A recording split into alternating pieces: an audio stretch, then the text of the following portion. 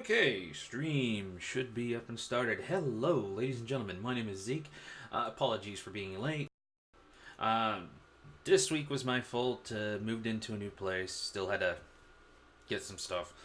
Blah blah blah. um, the week before last, January 30th, was again my fault. Doctor's appointment. I had to stay up all day for. I passed out. But hopefully we are on track, though there is one downside today. As you can see on the list here, we are down one person. Unfortunately, Jonas is having to take care of some real life stuff. From what it sounds like, it could be sometime in March before he is back.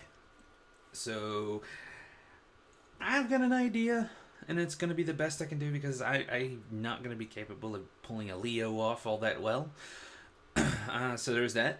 Also, for the difference in sound, my voice probably sounds a little bit more echoey.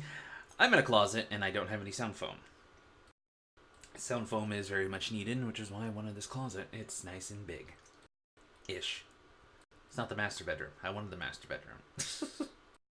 Either way, last we left off, I believe we were still on Mandalore.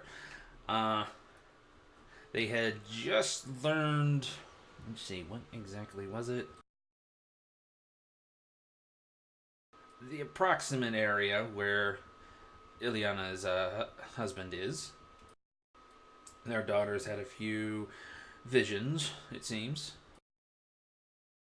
Leo, Leo damn near blew a few circuits trying to jog his memory, so to speak. What else did the rest of you guys do? I can't remember.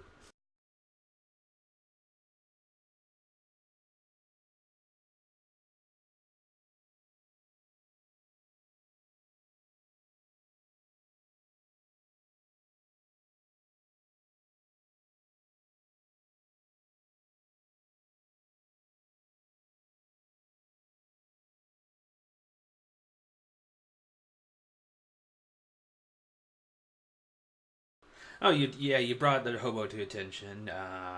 Talked to him for a while, virtually interrogated him, let him go. I remember that one.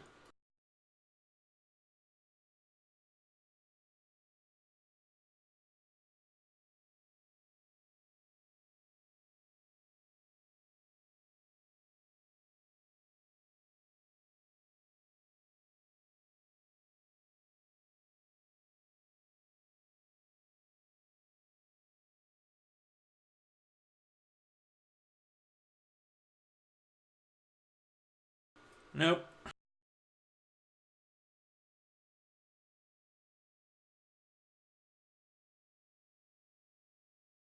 Though that said, where specifically was everyone when we last did this?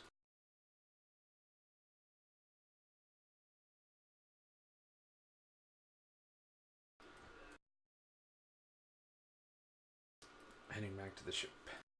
Okay. Hopefully, Lance's recap will jog my memory a bit more. But I've had a lot of stuff, a lot of stress last week. So let's get into it.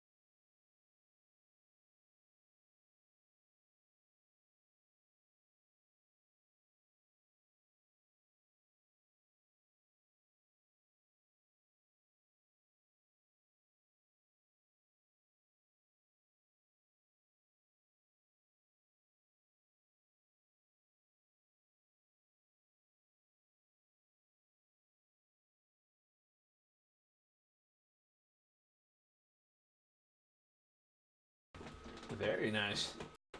Yeah, that pretty much brought me back to speed on stuff, but I think my dice is in the living room, so can you guys entertain the audience real quick?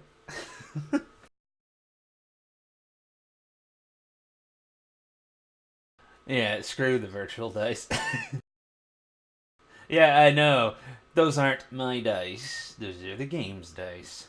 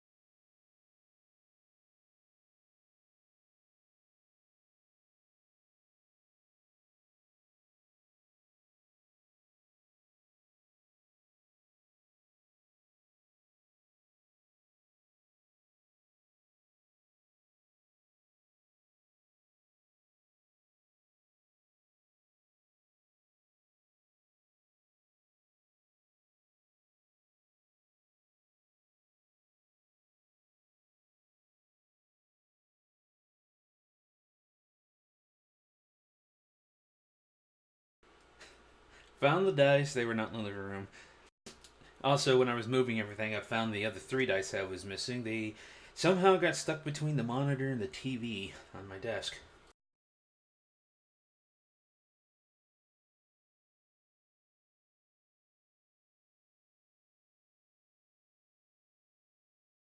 Well,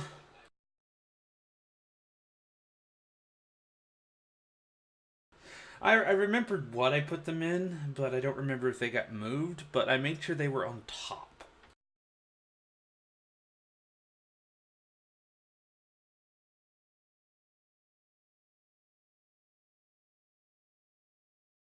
Mm, fuck?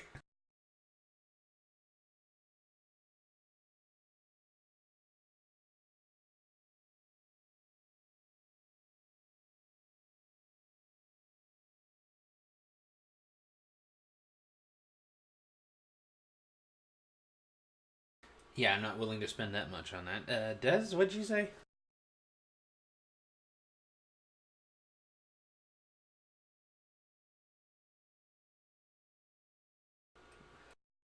I don't get it.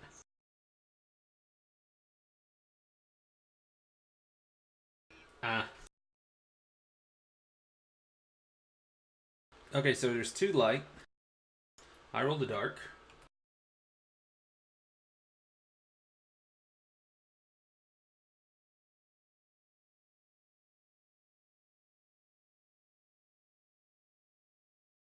I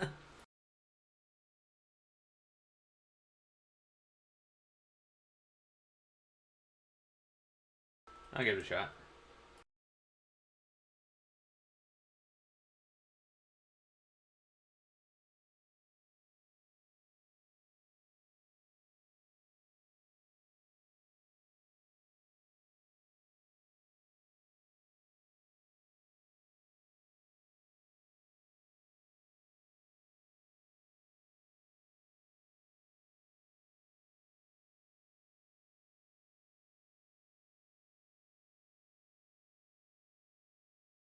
Ah, ah. I rolled a blank finally. So it's the dice aren't bugged. Jeez. Roll a dark, somebody.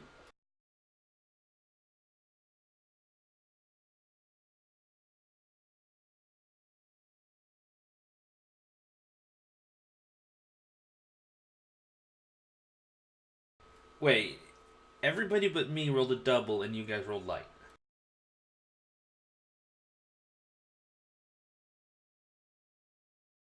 I hate you bastards.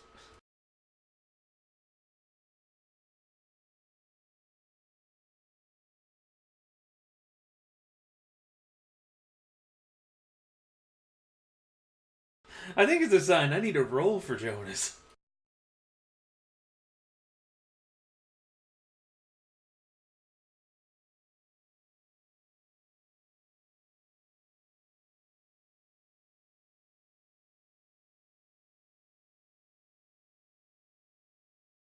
And then his hiring of Rose in season one.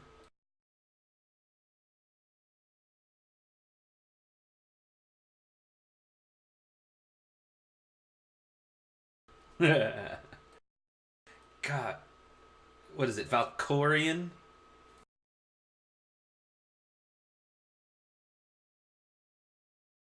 Yeah, it was Valkorian, wasn't it? The Sith droid, or the Sith droid.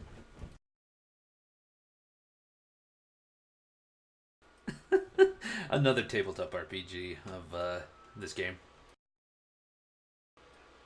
So, obviously, someone else has done it, but it's an interesting series. Either way, you guys were on your way to the ship. Pretty much, Sharon has been silent the whole time.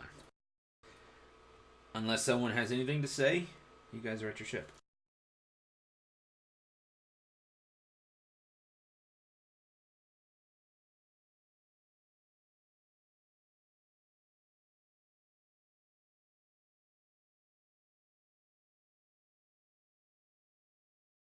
She is looking quite depressed, actually.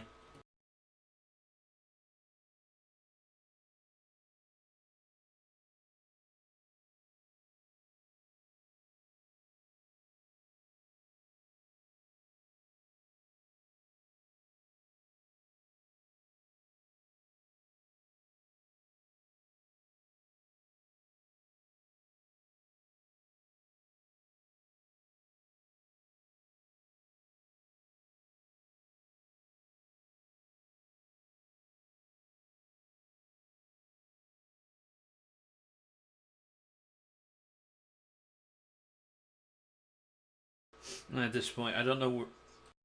Go ahead.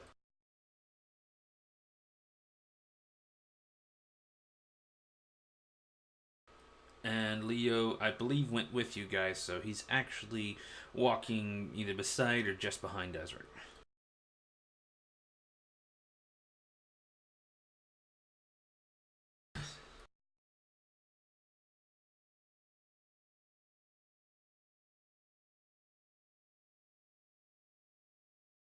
She does not respond. She seems she has the depressed sense, but you can also tell she's very lost in thought. Whether or not she's just thinking or she's stretching out with the force, you do not know.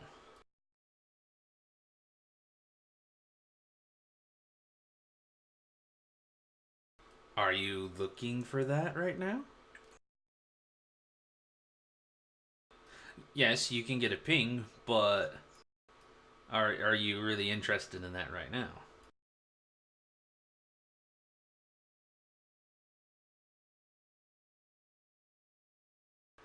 The usual void seems to have popped up, and she's pretty much blending in.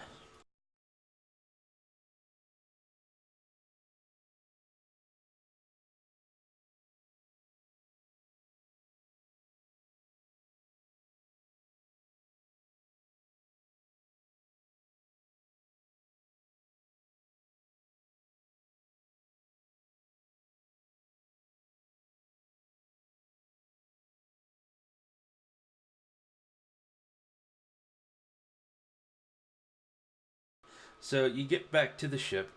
Um, I'm assuming you all go up the boarding ramp without saying anything.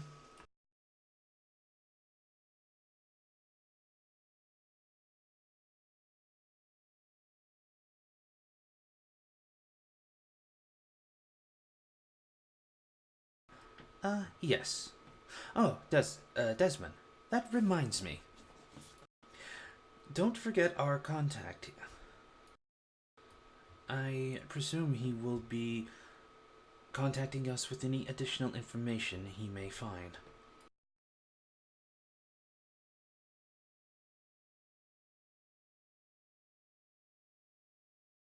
Basically, the you and Leo. Your little adventure we did, pretty much just through chat.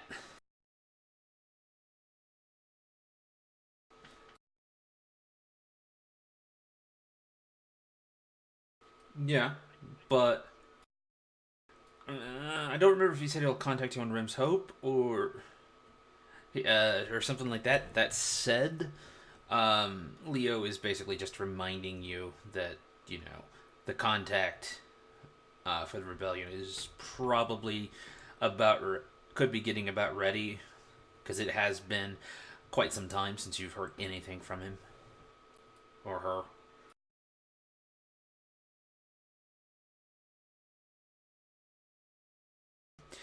But ultimately, it is up to you on our next course.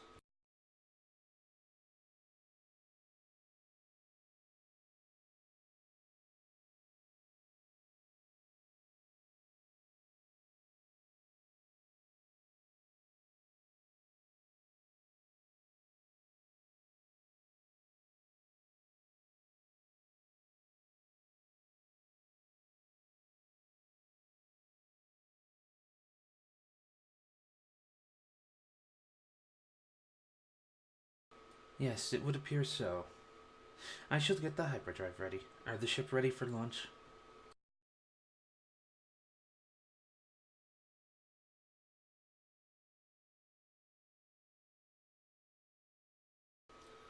Uh, Leo pretty much heads to the terminal.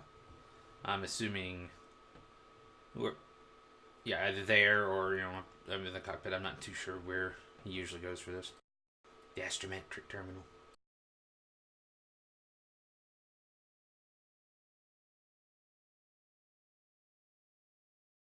All right, and Illy, you just walking in silently with Sharon.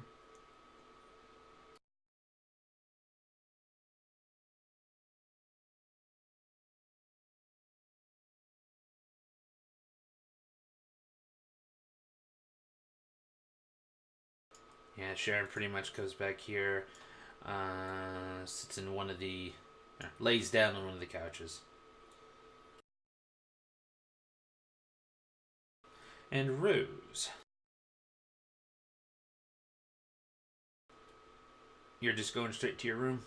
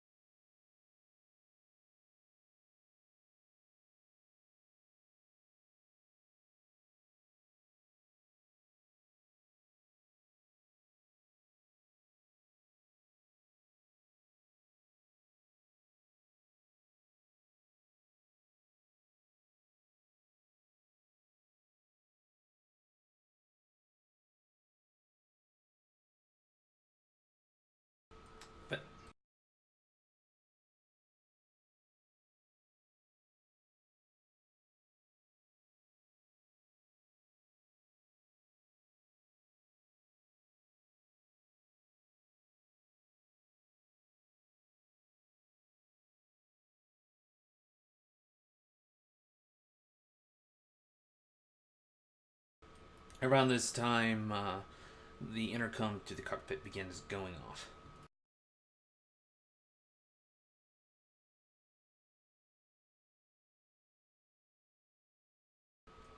Ah, Commander, we have received a message from our contact on the station.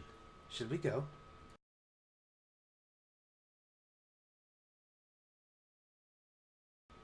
No. Back on the station at Rim's Hope.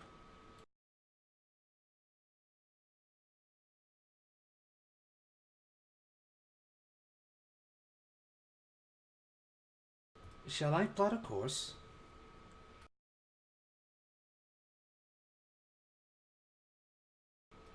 Understood, Paloma. And the comm goes off.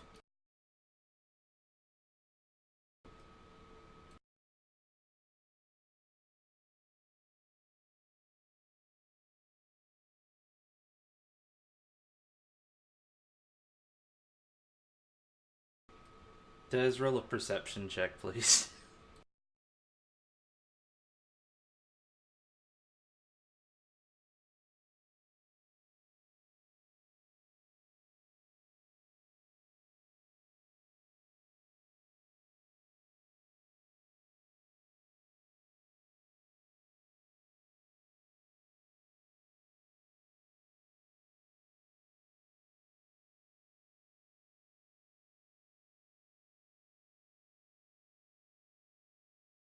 Alright, so your mind is set on, what Ilya was saying and whatnot.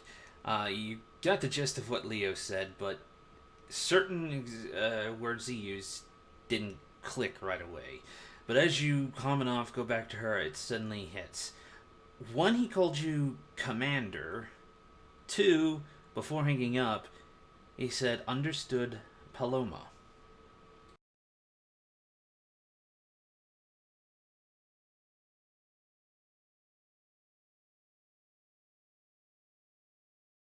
No response.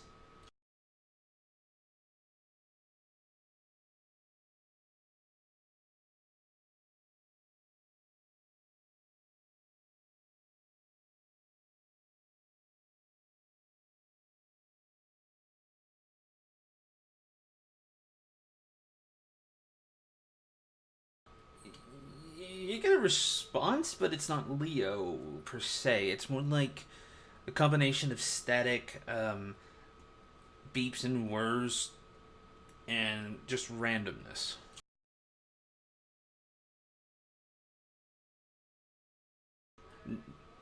No, the it's not like binary. It's just like random beeps from equipment.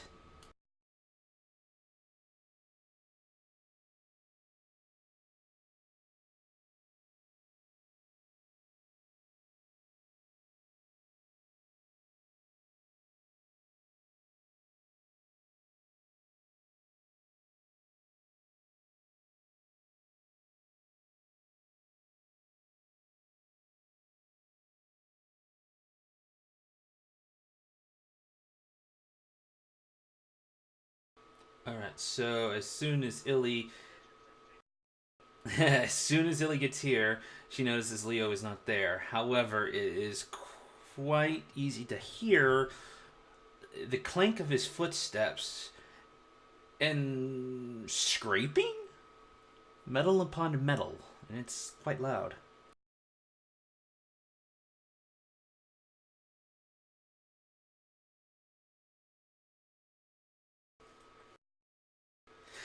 It's coming from in the engineering bay.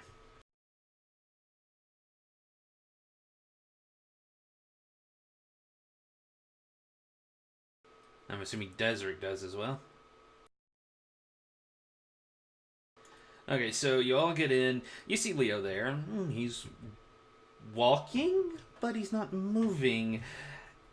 You're hearing his footsteps hit the ground. The clanking is the scraping of his, or the scraping is the sound of his feet going across the floor, trying to propel him forward, but the wall is not allowing him to move forward. He's just off from the door to the med bay.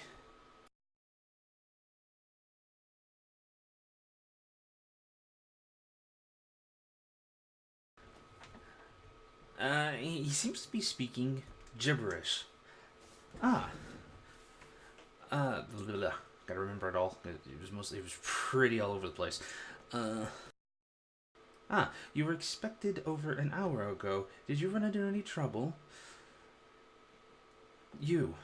This ship has been, suspected of piracy. I can't believe that. The Empire really destroyed. Yes, but the cargo shipment's over there. I believe the route to Corellia would be far more efficient if you do this, Corbin.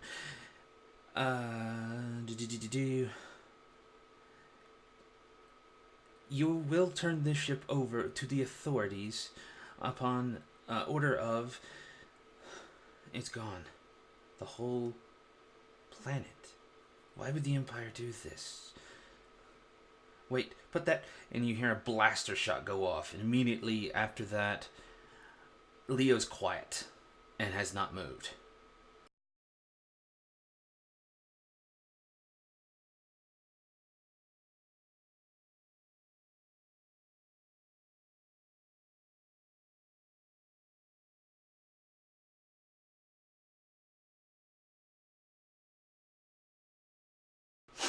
As you check up on him,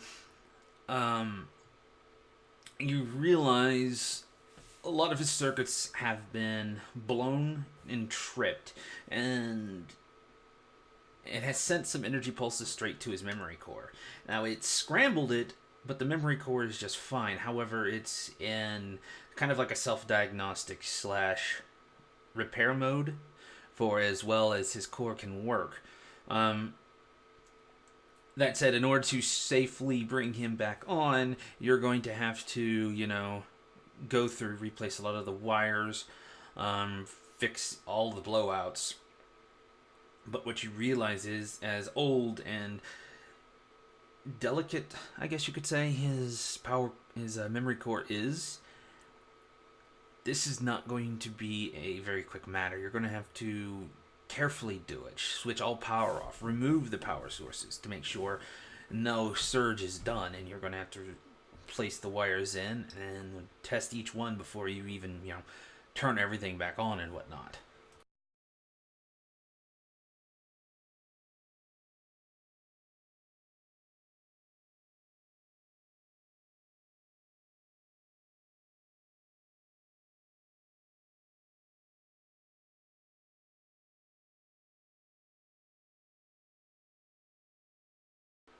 About about this time, you're all kind of remembering, well, those who were there, Leo's attempt to remember something about, that object and whatnot, and him kind of spazzing out, error, error, error, error, kind of like that from last episode. And you're kind of wondering if that might be the cause.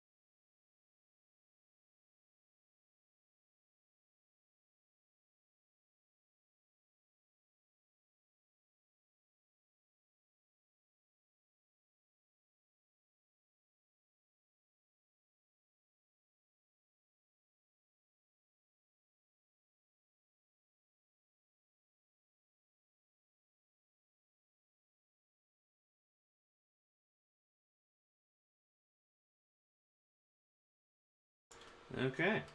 So, who wants to do their stuff first?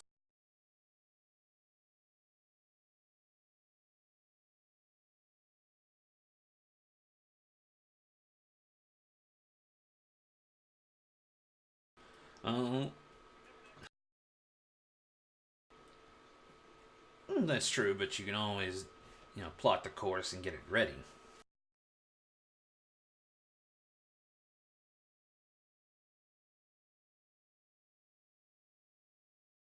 Okay. Investigation roll, please.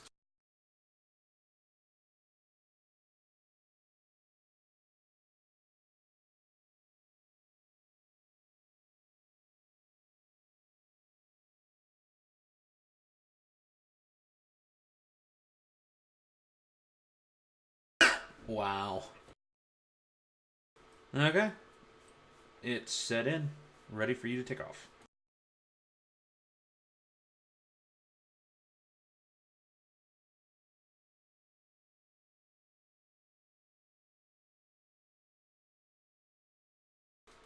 It only takes a little bit of time, but you get clearance.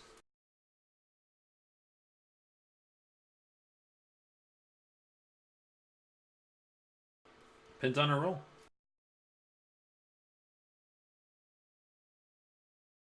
Just make sure you write down what you had, please. Since she's checking over it.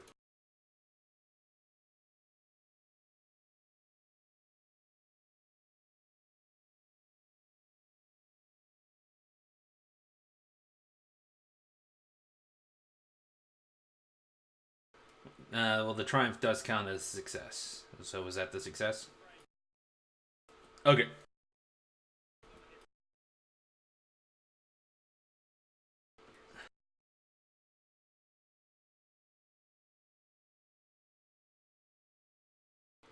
Okay. So you place it in, and you were very glad that you double checked. While Desert did indeed get the general area, he was taking you to a plant, a system, not the station.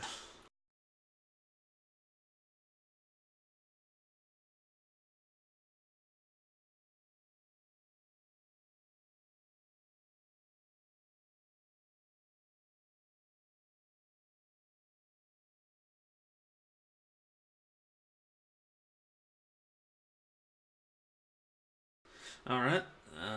Whether Desert, checks the sudden beep on the Navicom or not, that's his call. But either way,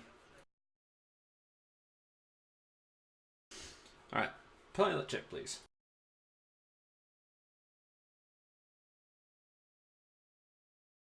Well, yeah.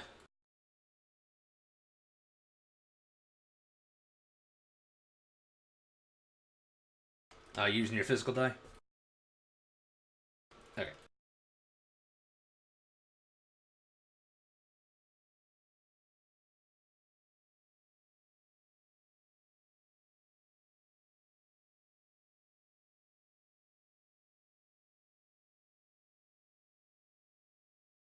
Here's the funny thing.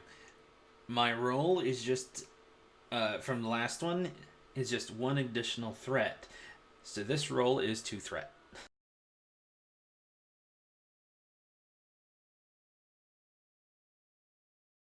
Yeah, you succeed. How much success do you, or not success, but advantage do you have? Okay. So you begin to take off. Uh, after the events of what's going on with Leo, um, one, the guy is calling you, trying to get a hold of you, and then there's Illy and her husband. An understandable thing there.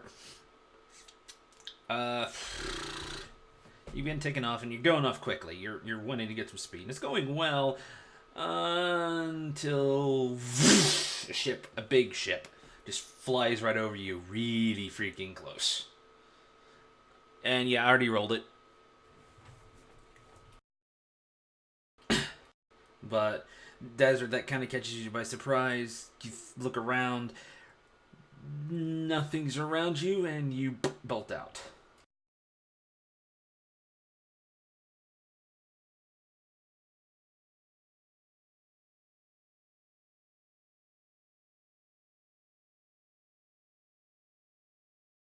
Yep, you're in space, ready to go.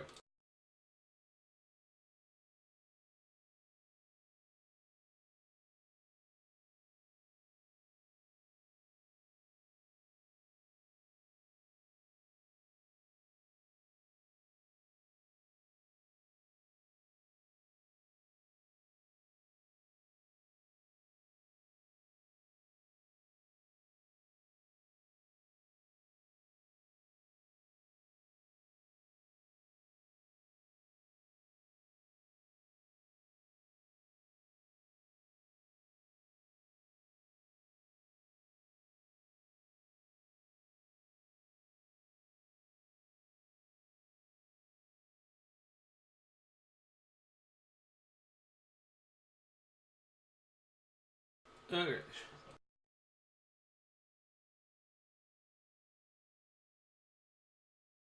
Speaking of that, I take it, Rose, you went pretty much straight to Sharon while they were doing all that, correct?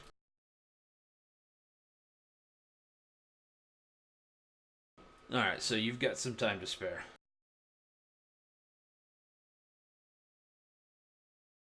Alright. Well, you can easily track her, and it's short range, this whole ship. That said, you wave your hand in front of your face and you walk off. They go straight to the cockpit. Huh? Yeah. Then you get over and well, they're sharing right there. So they're doing all that stuff. Got about 5 minutes. She's just laying there.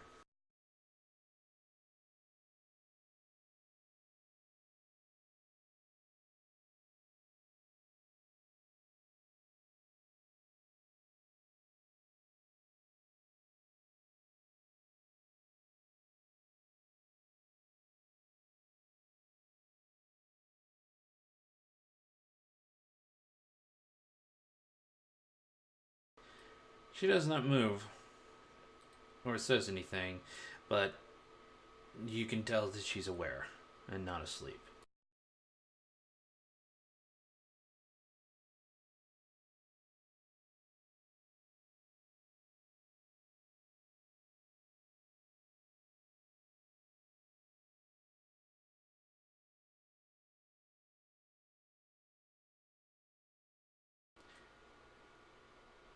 I was told to not trust you.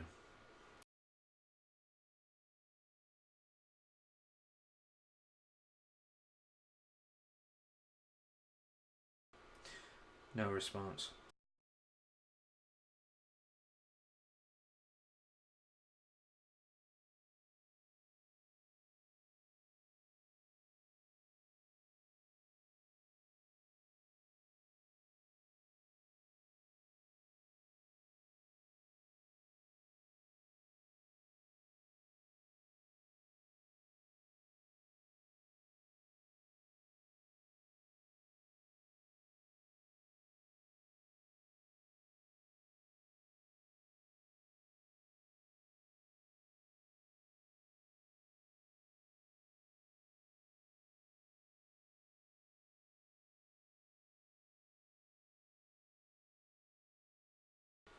She rolls over and sits up.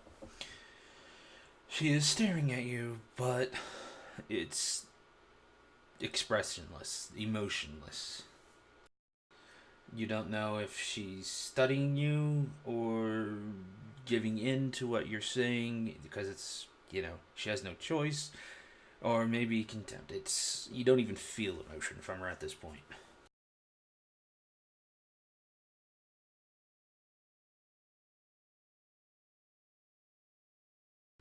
For about 10 seconds, this goes on and she speaks. The suns are red. It's a barren world. It's hot, but cold. Harsh. To survive is to be strong.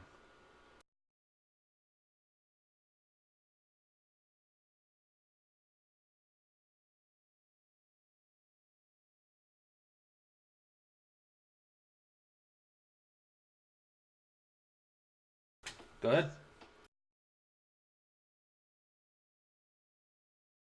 Though, due to the obscure nature, it will be a difficult check.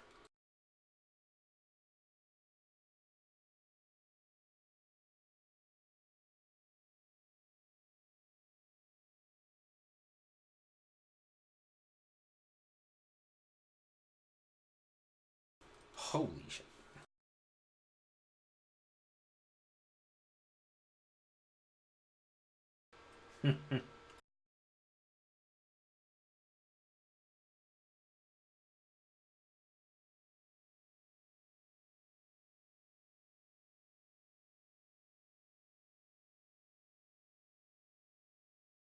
Yeah.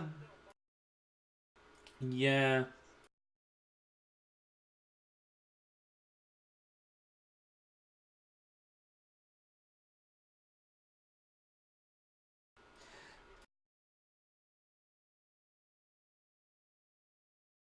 Not anymore.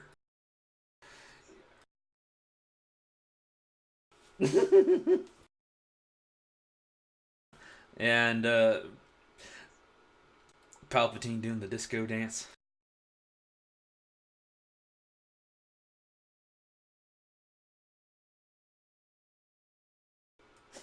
God.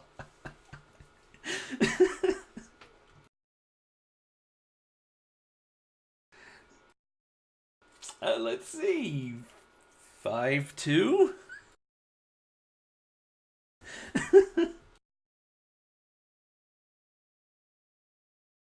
And you're scratching your head for a little bit.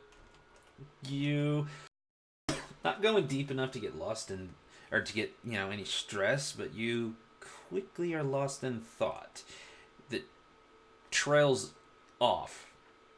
At first, it's, on your lore books and whatnot. But then, for reasons you can't explain, it begins going back further, and you follow that train of thought for a little bit before realizing what you were thinking of in the first place and where you are.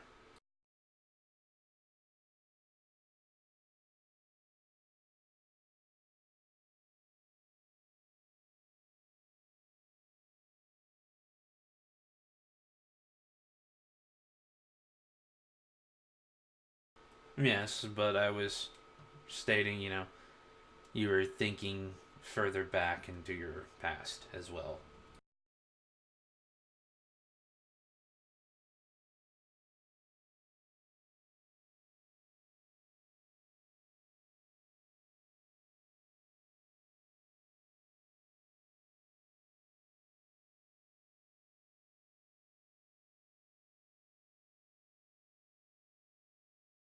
Yeah, but Tatooine does not have red sands.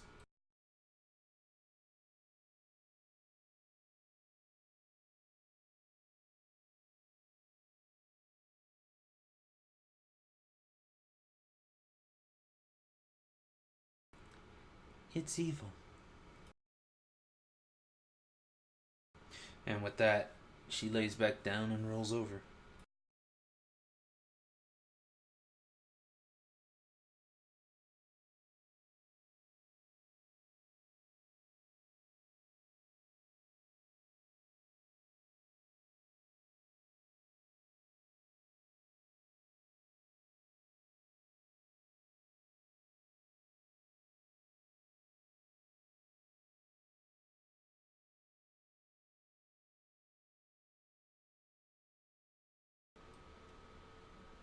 Just the Sans.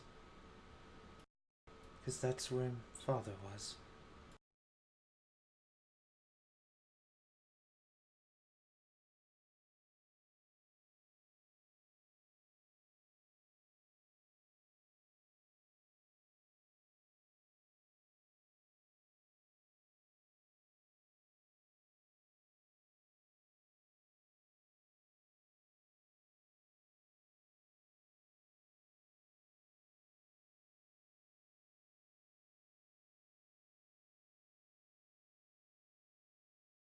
Okay. About this time, as Rose leaves, Illy, you're arriving, and you do notice that Rose was just leaving.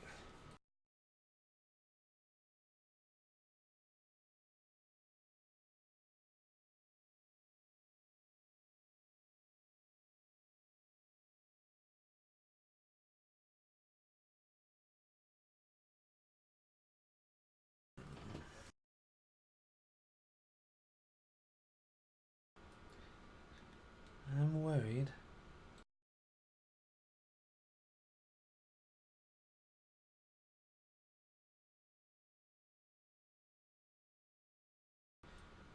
I don't like the other man.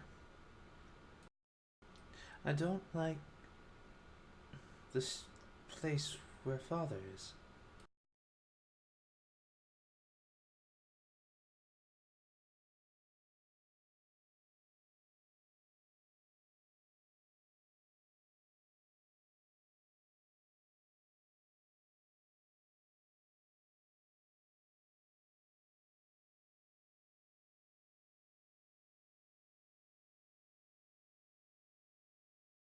She's still just laying there.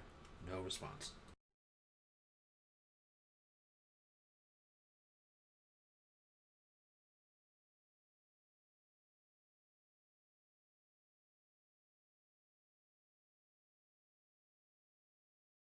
I'm sorry, I just sold Discord.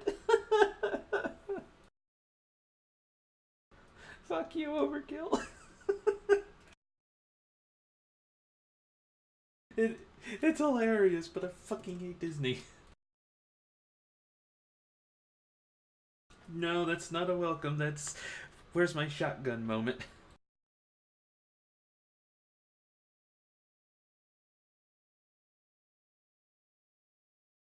Uh, okay, what was the thing, Illy? Or Lance, sorry.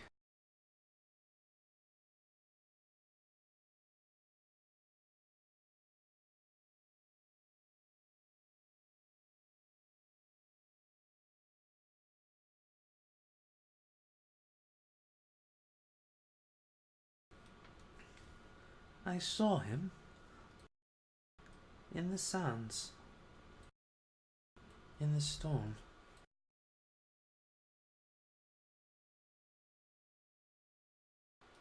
He was hot, but cold.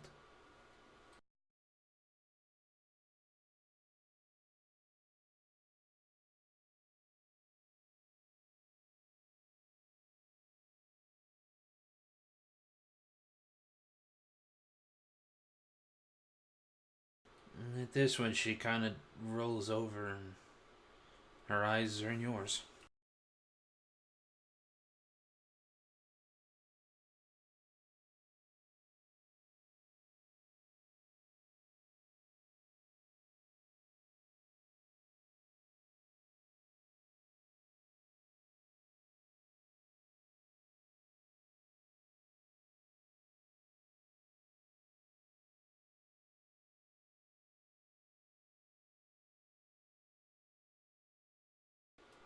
She nods and sits up. Okay.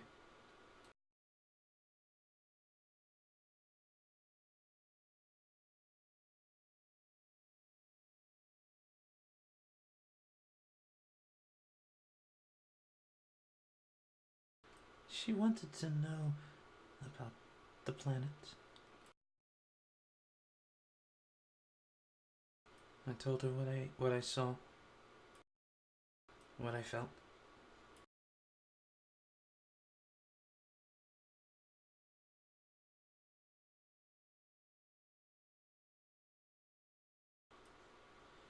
That I needed to help her to help find Dad.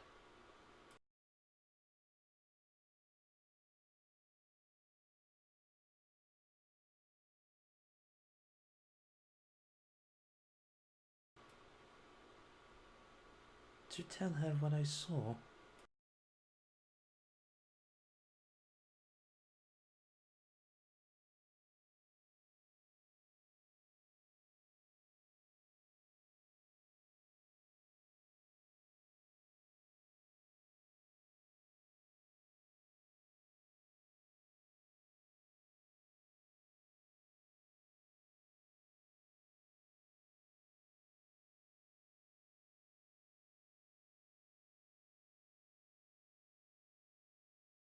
Okay.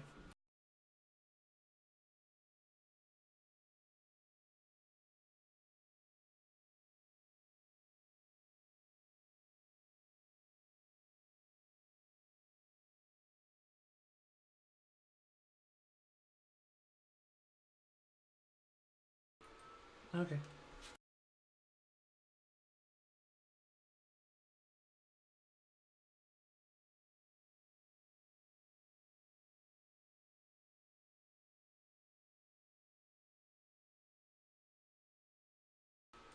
Roger.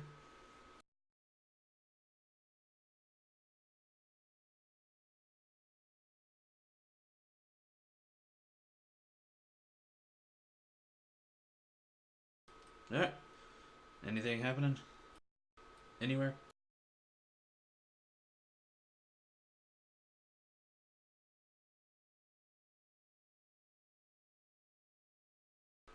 Pretty much the same amount of times it took you to get here.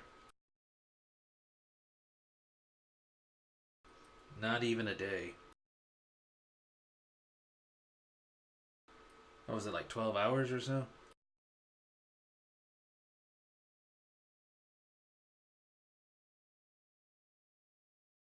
Yeah, new hyperdrive, better than the one you had, and it's not that far over.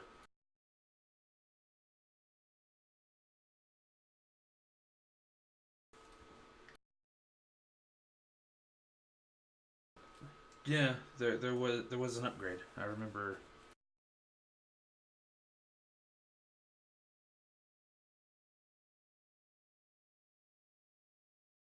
No, not to that level.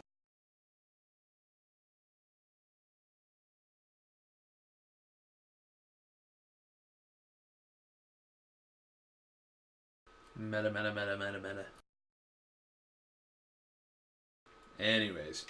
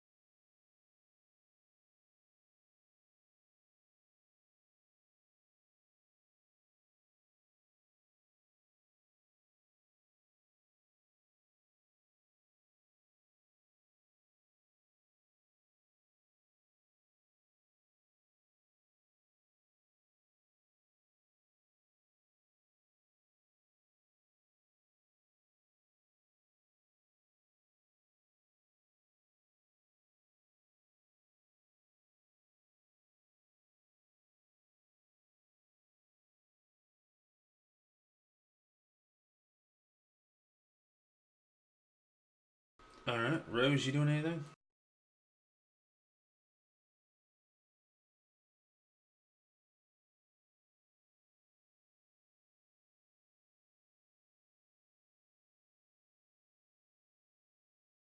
Roger.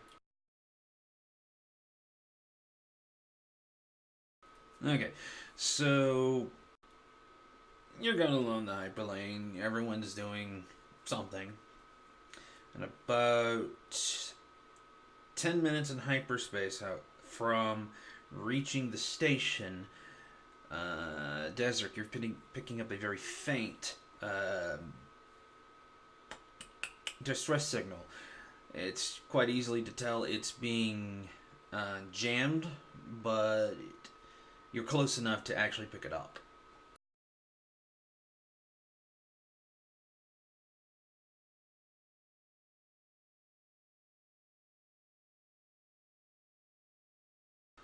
The you know it's there because your sensors are picking it up, and it's like stating this is a distress signal based off the frequency and coding and whatnot. But everything else is scrambled.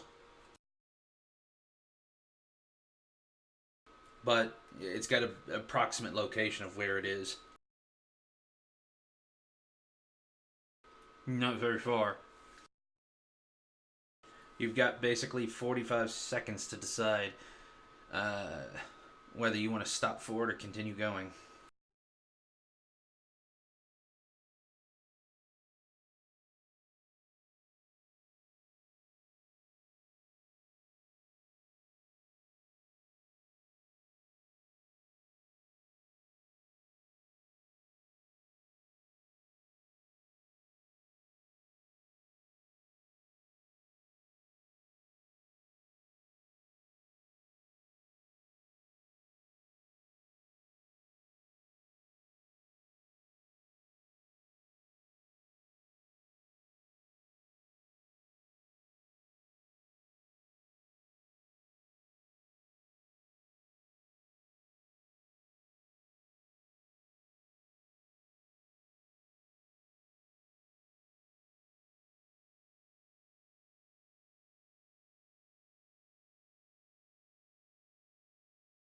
Stir gives a few chirps and beeps as Lily leaves and begins pretty much buzzing around. Oh,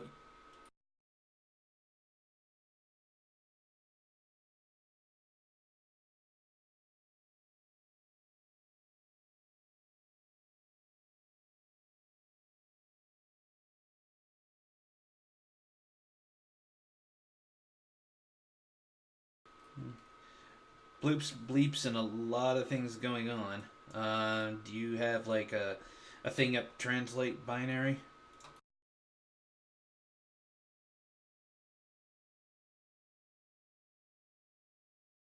Are you using your personal comms or like you sending this through the ship?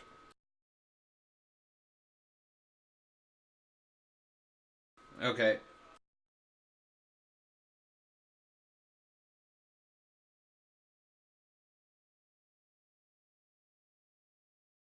Well, you've got one in your ship automatically. Basically, what it translates to is he can easily turn down the power, but you power up the shields like that, it's going to give us away.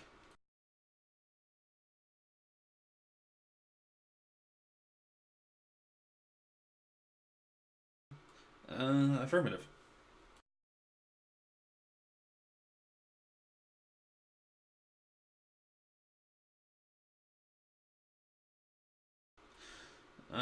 She's pretty much strapped herself in a chair, and she looks at you as she comes in. What am I to do?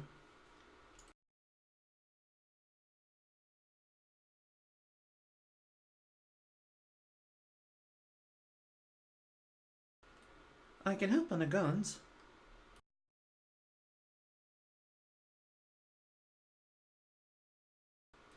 I don't have to hit. I don't have to hit him. I just have to get around him to scare him, right?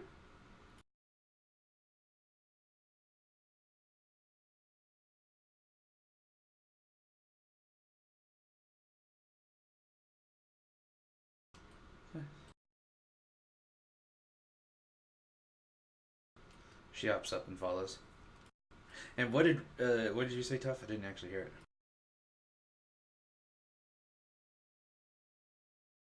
it.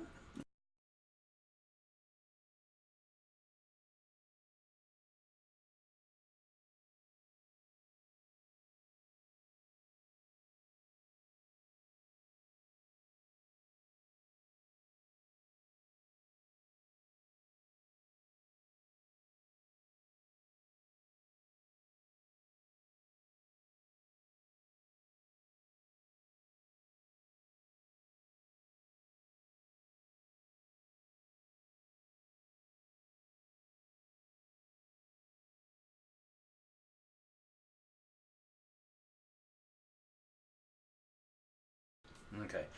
Des, the ship has been powered down by quite a bit, but you are drifting at a very high speed, uh, almost directly towards the signal, uh, popping out of hyperspace. And, yeah, yeah, yeah. Popping out of hyperspace in assistance to the distress signal puts you very close to its coordinates as you're coming out. But you're still drifting. You do see energy blast, but you really don't see anything like silhouettes of ships yet.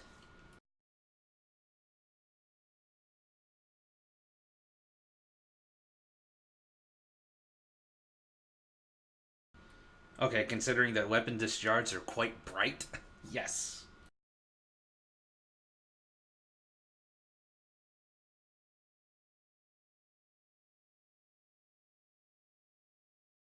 Real quick though, Illy, you're getting into it. It's coming in static. You hear on a signal jump.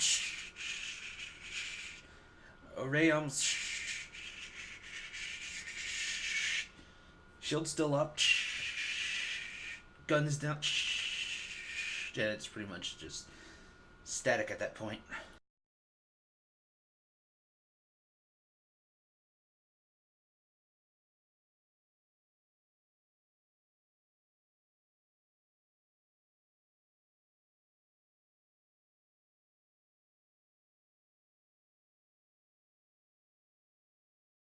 Not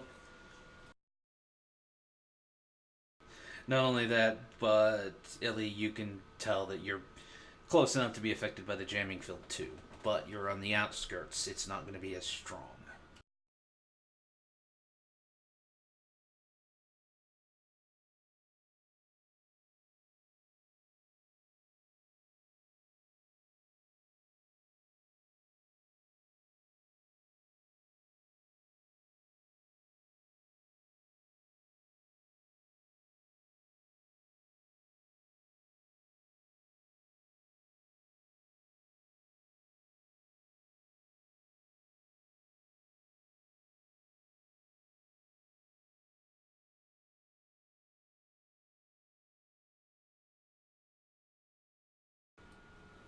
Affirmative. Switching power back on to engines, and deflectors are currently at double front.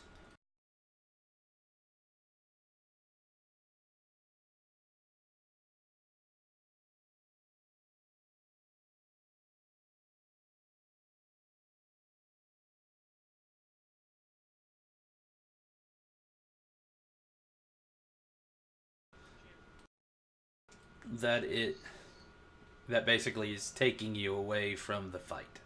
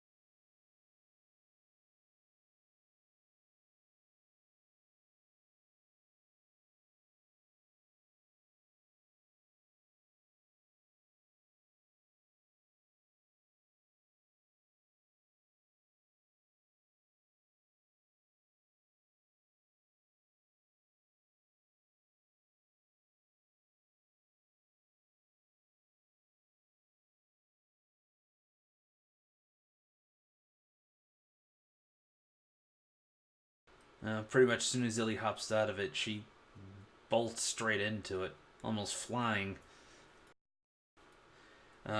She is preparing a message to send to the station, but she doesn't exactly have the frequency for Doge.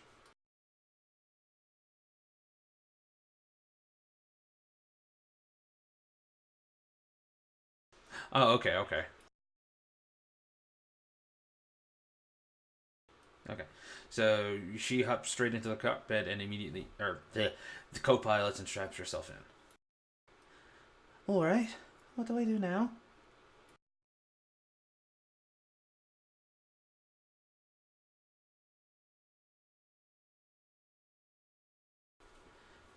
All right. And she begins clicking buttons. She stops for a second, closes her eyes. Her hands fly over the thing, but doesn't touch anything. And then beep beep beep beep beep beep beep beep beep. Her eyes open back up. There are 5 fighters. But I'm not seeing any other vessel.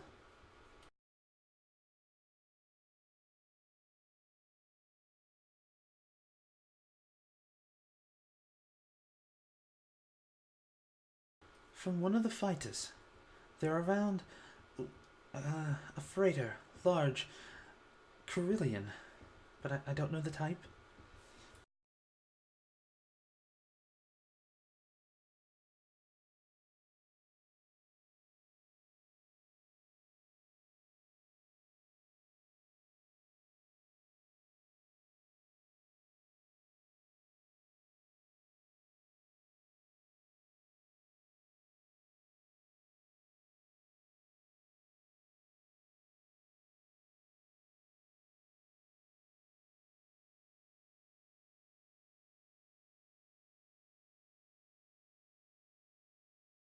Are you just closing in? Because you're pretty good. Yeah, you're a pretty good distance. I'd say, and you're on long range from the fight.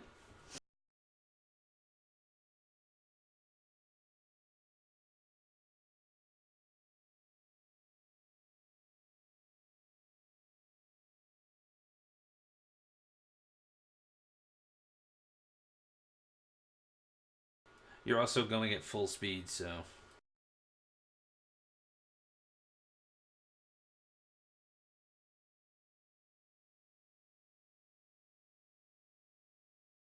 actually, I believe you have boost shields on with double front as well.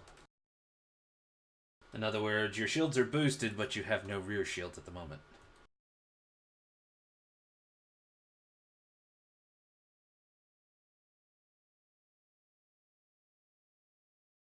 Long.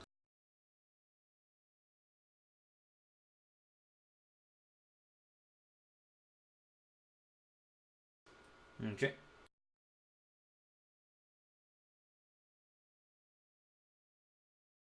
But you're already at max strain. You're already at max speed.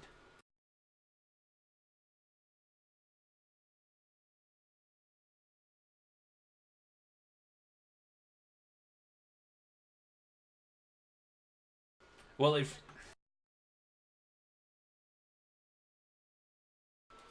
no, you're just moving, so it's basically just like ground combat at that point. You're moving forward, but it's a double move, so the ship will take 2 system strain.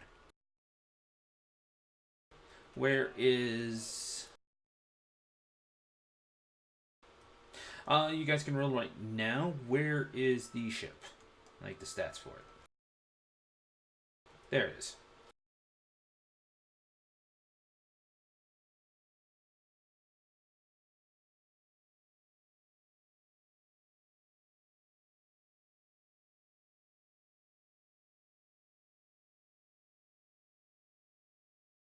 If you weren't so far out, yes.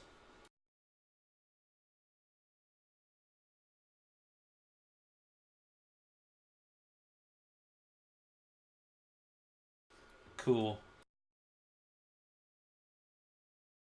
No, they have to roll a vigilance. Well, I've kind of been basically making it to where uh, the ship is classified as one entity, so all of you take the turn at the same time for your ship. To me, that's kind of how it should be.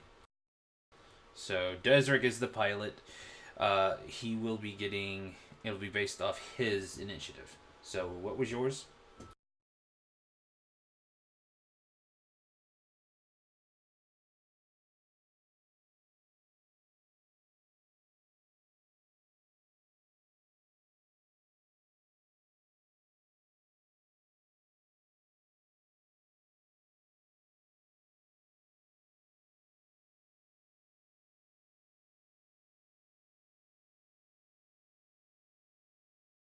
Player, enemy, freighter. So you take 2 moves to move into short range.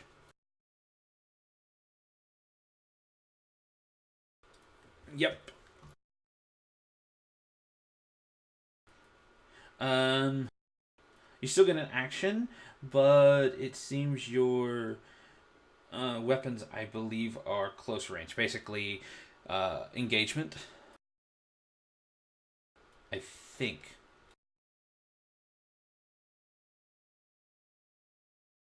Let me look at my sheet here. Because I think they're called something slightly different when you're in the space.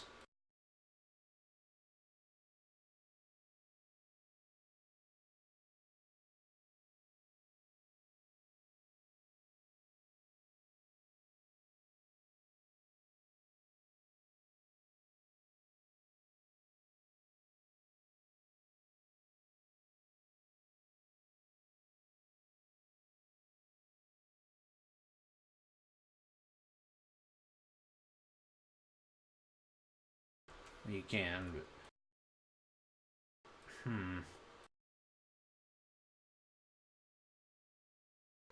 Oh, I can't find where it's like specifically stating ship ranges. But I'm guessing it goes engage, close, medium, long, extreme.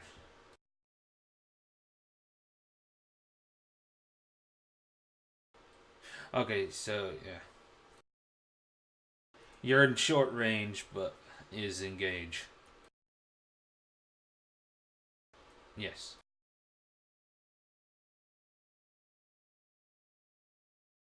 Okay, so you're doing take the advantage.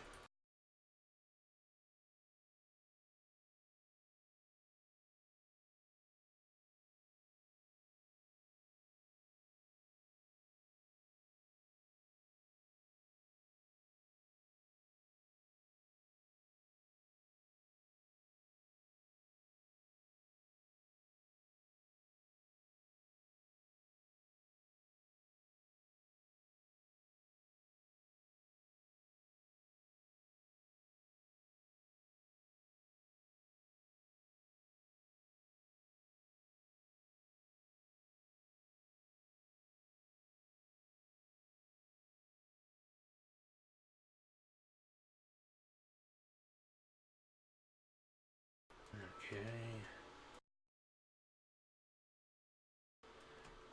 Kind of out of ways, but I'll just let it go.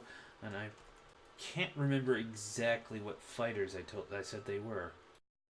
Did I say they were like a mix of things?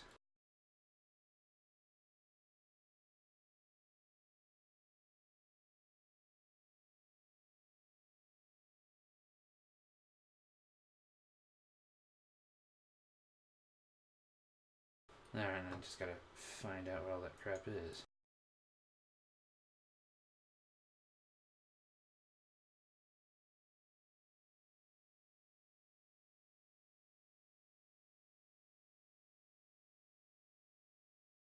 Yeah, I remember the Gazanti. I have it out. Oh, there's the Starfighters.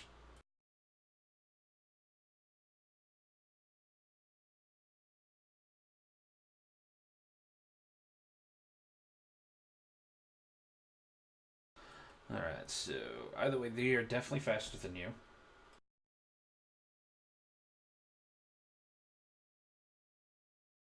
I'm thinking they're only going to be one ahead of you. 3 difficulty.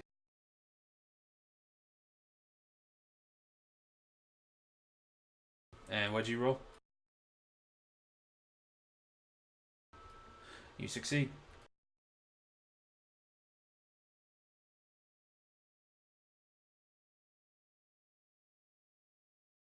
Yep.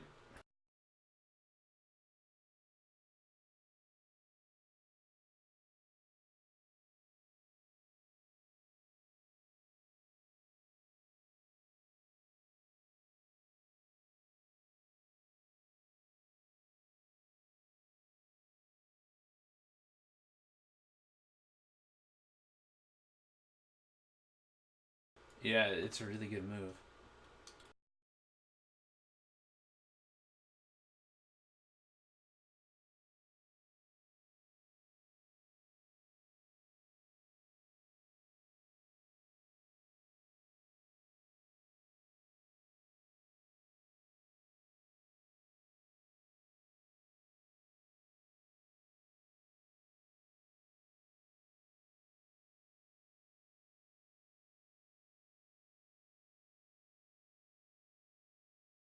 Basically, you see 5 of these guys.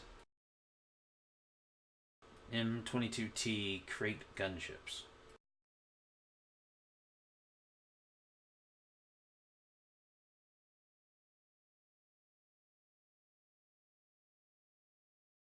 You know, I just noticed these things are freaking silhouette 4. Okay, so you know you don't see these.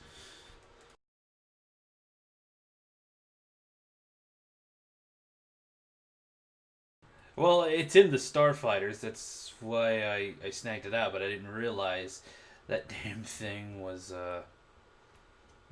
silhouette 4. It's as big as the it's as big as your ship.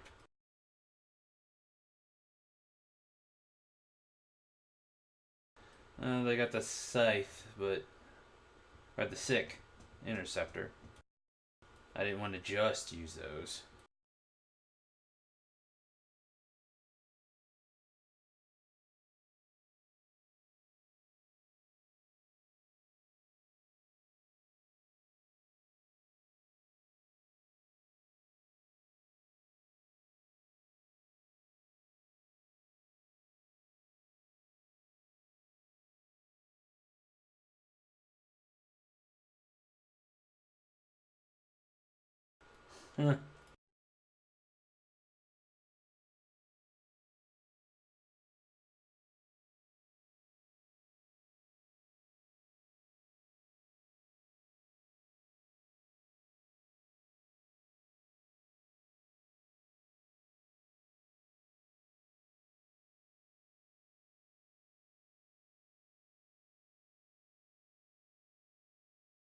Well, okay, so they're the same speed as you, but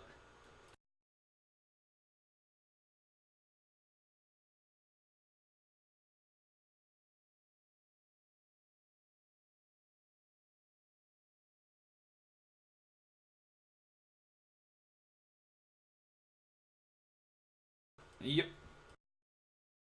And it's a group of 5.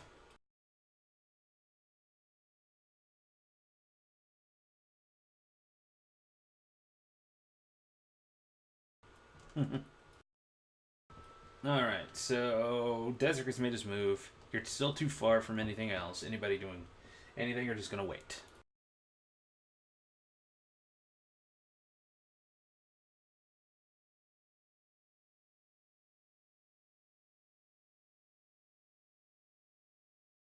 Okay. So you guys hold in Overwatch mode, and the fighters. Yes.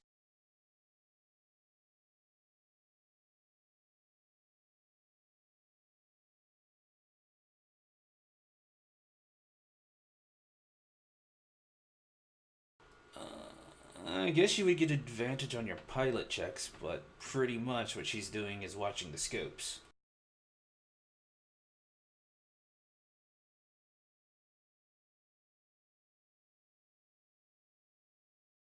Scan the enemy.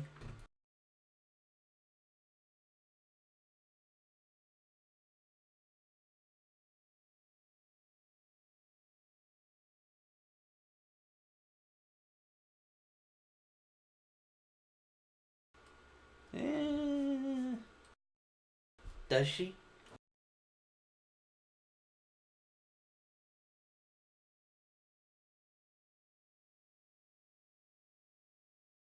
Either way, basically, it just pops up. It's a cutlass class, but with the jammers they seem to be emitting, you can tell it's coming from all of them.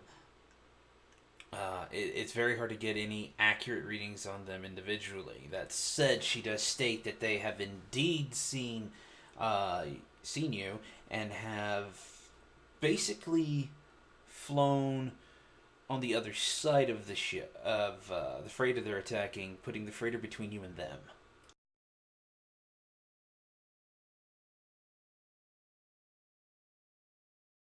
At this point in range, you can see the freighter.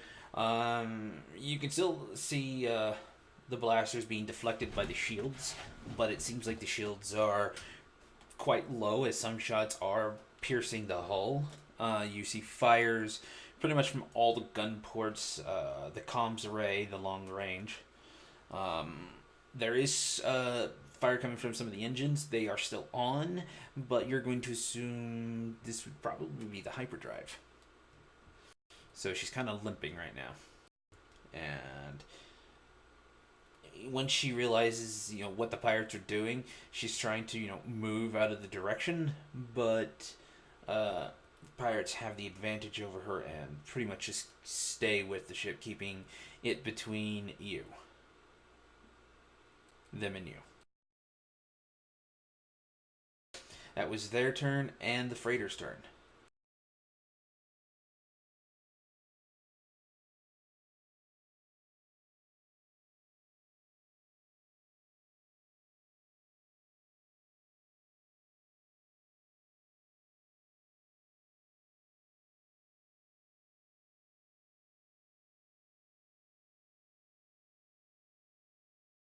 Yes. But with that ship in your way, it's going to upgrade all weapons to red. At least one red in difficulty.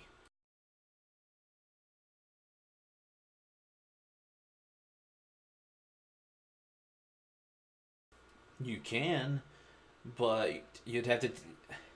Yes, but you're going to have to do another advantage, but you're going to be getting a setback because they have advantage over the freighter.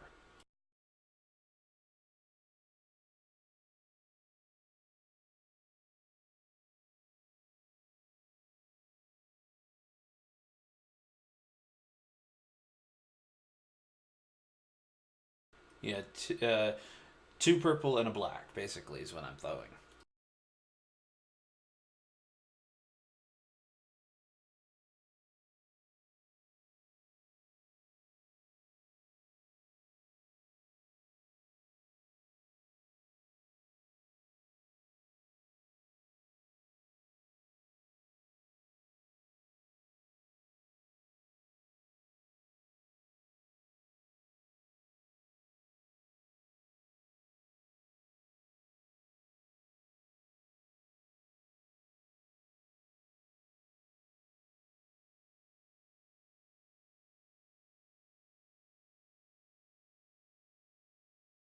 One advantage?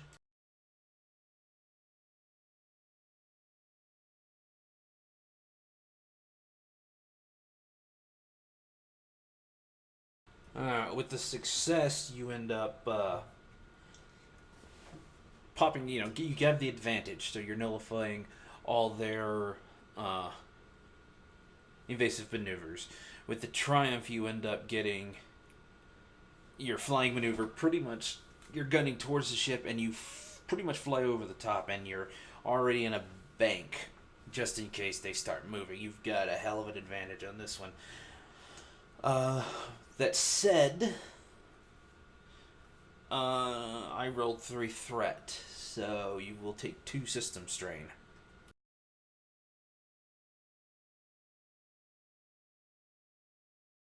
Oh, you're taking care of it? Yes, from the double maneuver. 4 15. Alright, they are in range.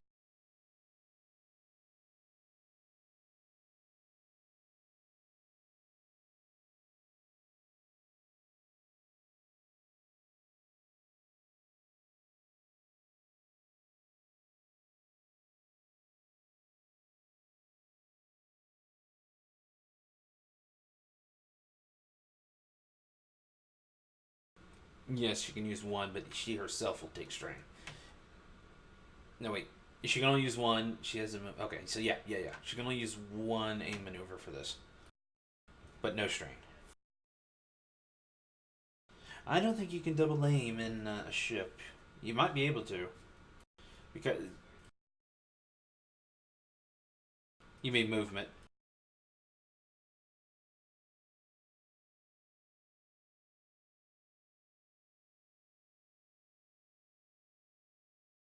Okay.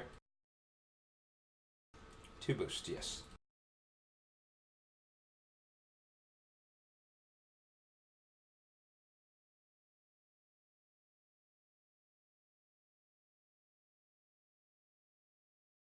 Heh.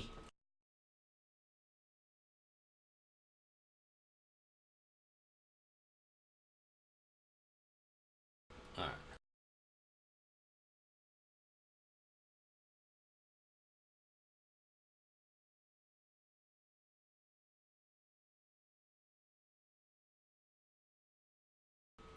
Okay, so their size is just one smaller. That's still only two threat.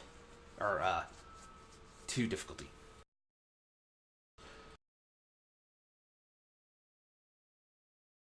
That said, they still had advantage over the other ship. This basically allows them to do a quick scatter. It doesn't up any difficulty, but it will add a single black solely for that.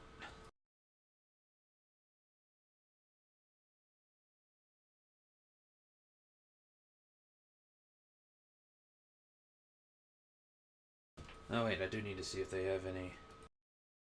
Okay, yeah, so they'll get a black for that too.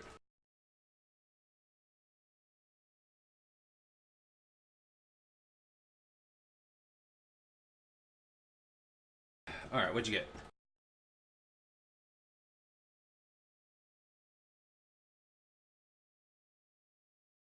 5 success, you said. All right, so you're left with a. How much advantage you say? All right, you're left with a 4-1. So you pretty much end up smacking them quite hard.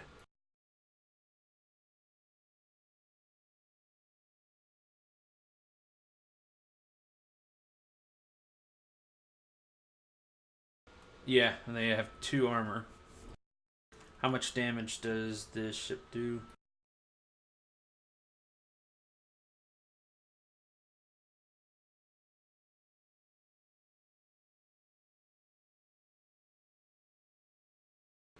Yeah, with -2, that's 9. So one ends up popping, but uh yeah, you do end up suffering 1 strain on the ship due to their maneuvers and you having to careen hard with the turret. Rose, your move.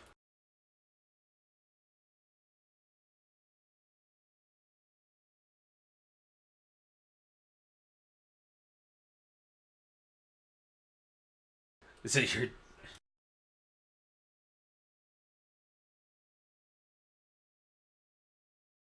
extreme.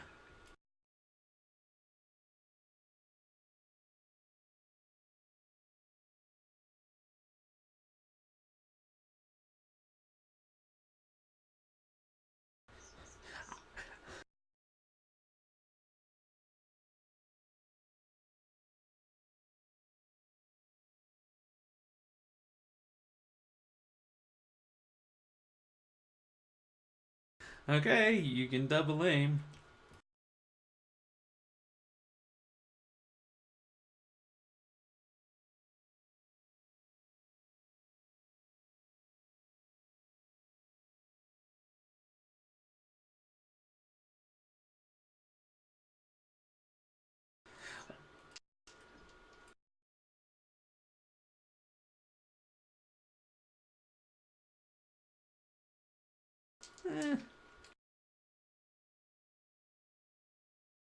I'm trying to think of exactly how much to upgrade.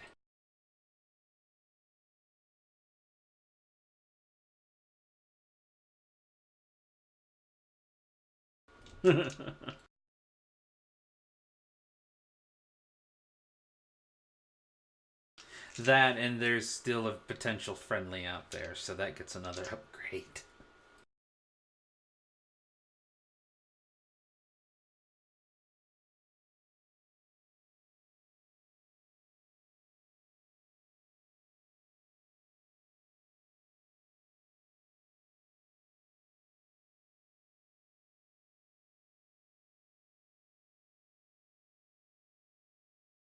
Well, there were 2 reds in there.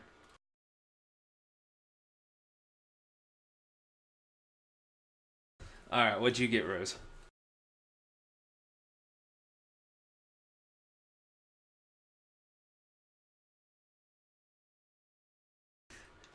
Alright, so basically, Desric, you see Illy freaking decimate one pretty good. And the next thing you just see is a ton of blaster fire just erupting, kind of in a circular pattern in a very small cone at absolutely nothing.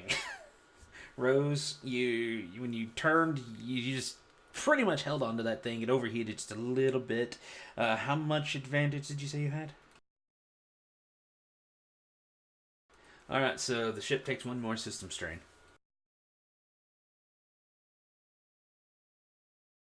Yeah, she wasn't close to anything.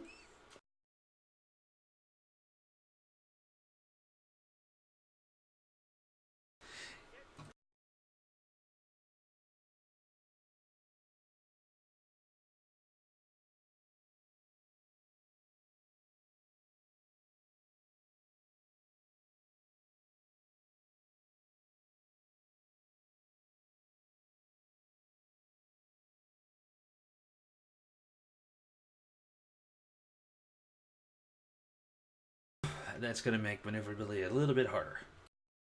That said, Pirate's turn.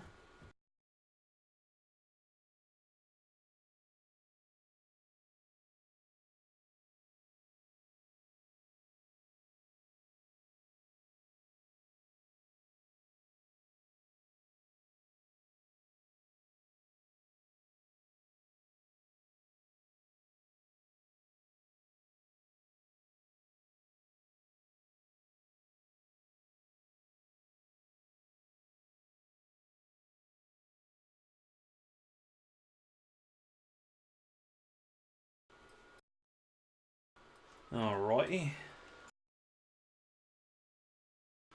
And you get boosted shield with double front, so you have 3 defense in the first on the front. Which, with your taking advantage, you've pretty much careened around, and that's all they can see is your front.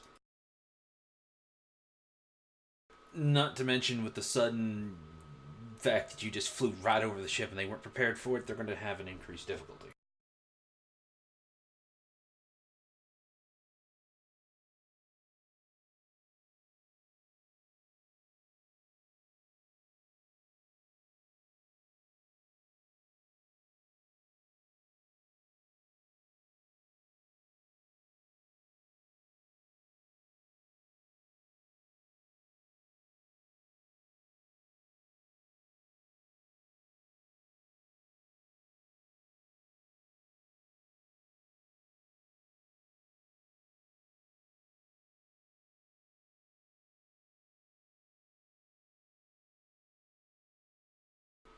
Alright, so they let loose just a freaking flurry of blasts.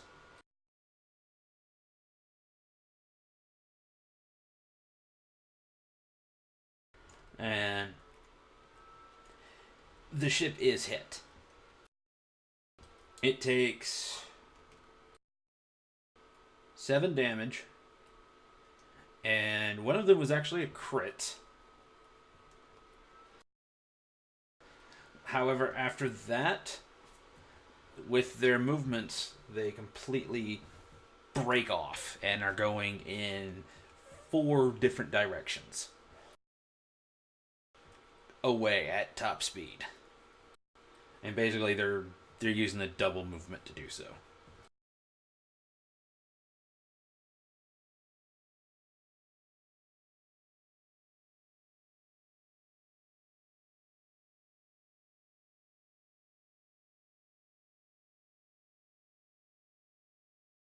I didn't like that roll.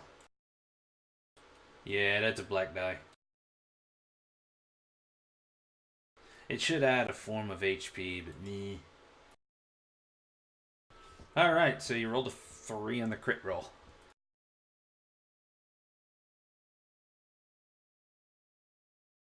It means you barely got hit.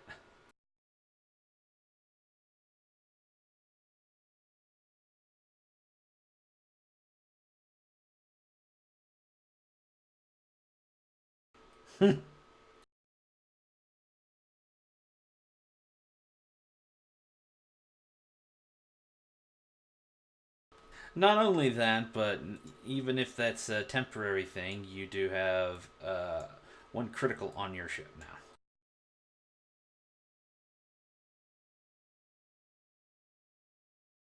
So,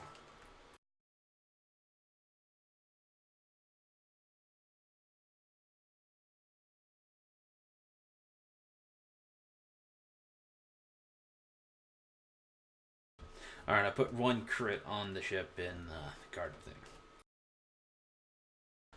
Uh, not too long after the fight ended, the ships get very far away, and the jammer blocks the ship. It's having an issue reaching you, but as you get closer to it, or it gets closer to you, uh, you can actually now continue to converse. Uh, Freighter to Carillion YT. Thank you very much for that assist.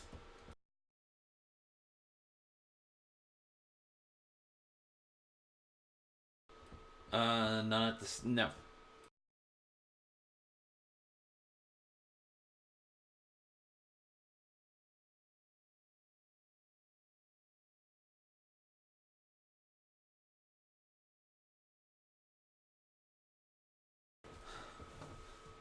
Uh, we're pretty bad, but I think we can manage to get back if we have an escort.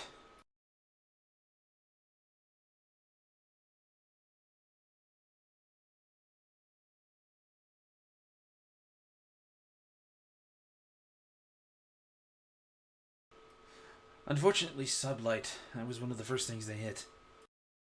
Came out of nowhere, blasted. We got our shields up just in time to protect us, but they managed to pinpoint the guns easily.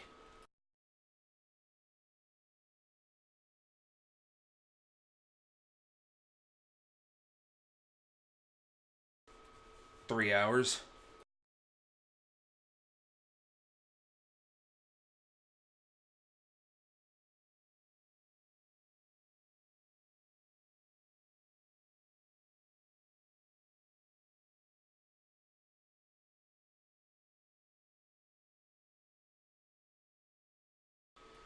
Much appreciated. You got a doctor over there?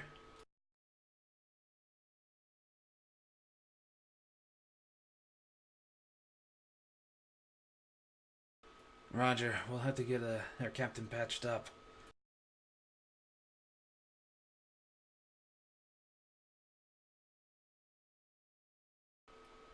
That's up to... Okay. That said, it's just audio to Illy. She can't reply.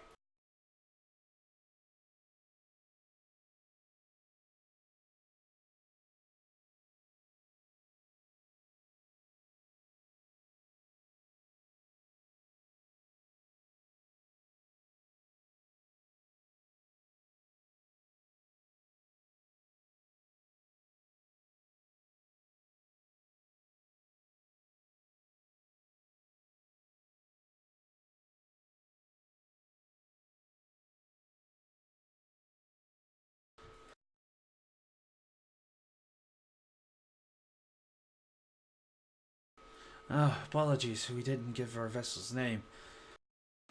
Huh. We're, Great.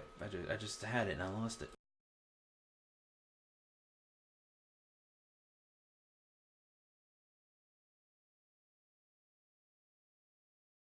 Ah, screw it.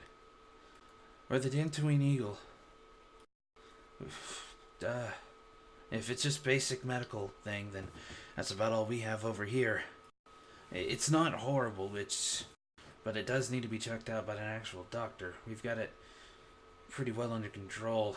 Unfortunately, very bad electrical burn. But beyond that, he's pretty stable.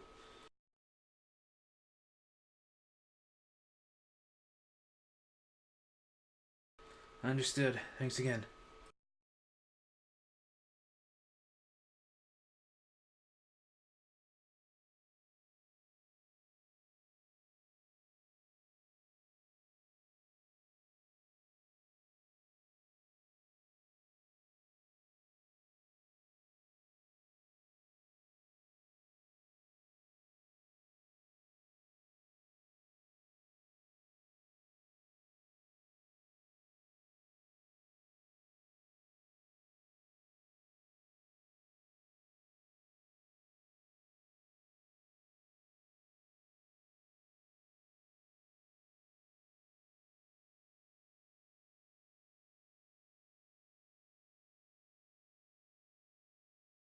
I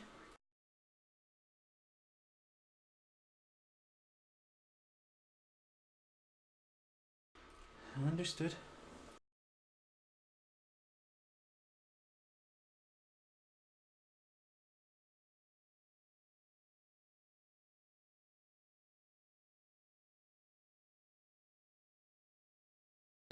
You run around. You quickly realize that blast had hit a not heavily critical, but critical enough. Not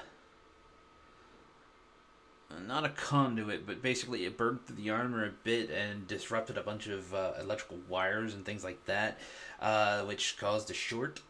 And until they're fixed, you're gonna have some issues with the power and whatnot.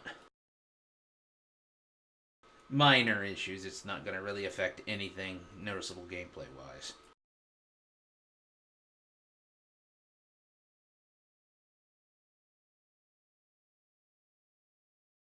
You got the time.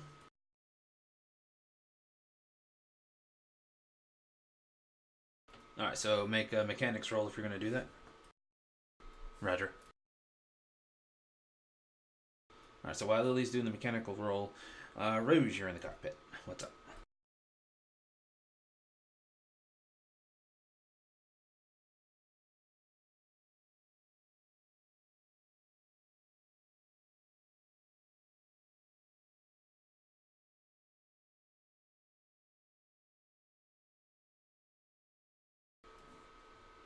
One threat's all I rolled.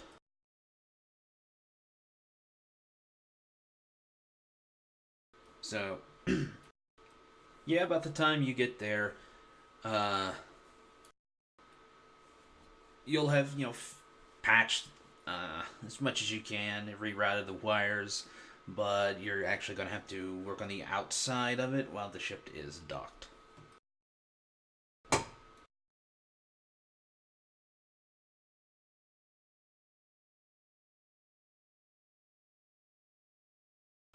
All right. So that'll take you till you get there to the reroute and making sure the power fluctuations are correct. So yeah.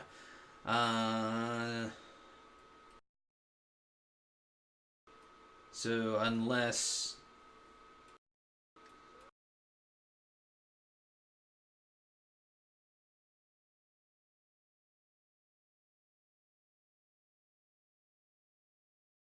if the ship was stopped, yes.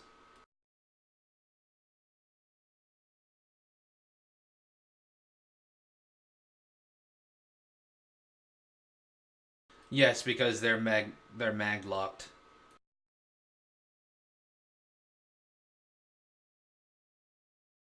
Oh, sure, he can repair your hull with that E11 quite well.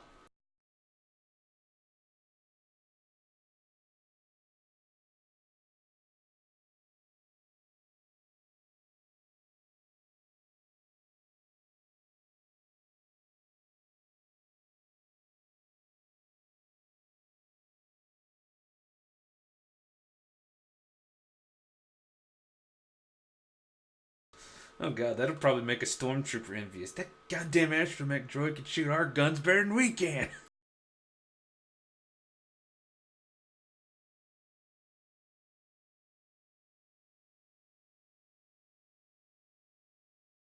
I was about to say at this point, if we're gonna go to break, we might as well just call it.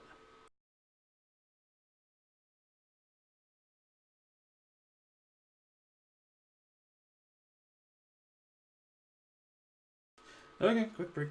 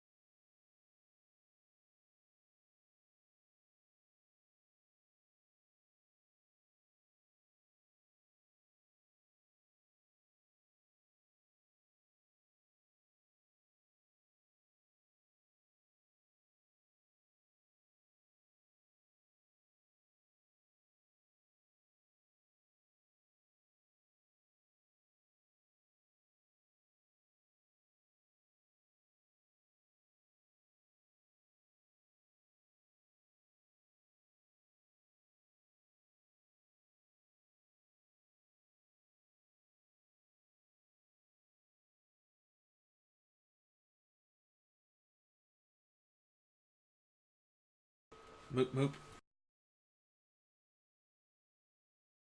Sorry that took so long. I had to do a few things.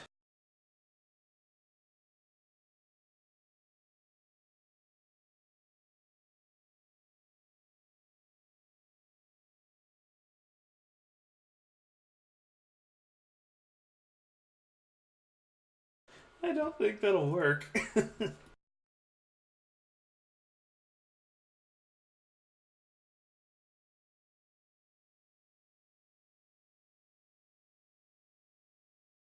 Anyways, stuff back. Okay, you're the only one that didn't hear. Alright. So, unless anything needs to be said or done while on the ship, you make it back to the station. And basically, uh, the Dantooine's Eagle, give their thanks again, and they head towards a maintenance dock. This time, you are directed to an actual dock. That said, in about pretty much 10 minutes after you sent the distress call, the first distress call, Doge's ship appears.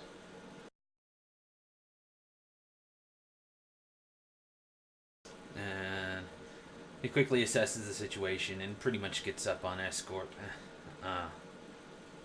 with you and on your way back. The other ship had not appeared. That said, you make it back. He goes back to his docking bay.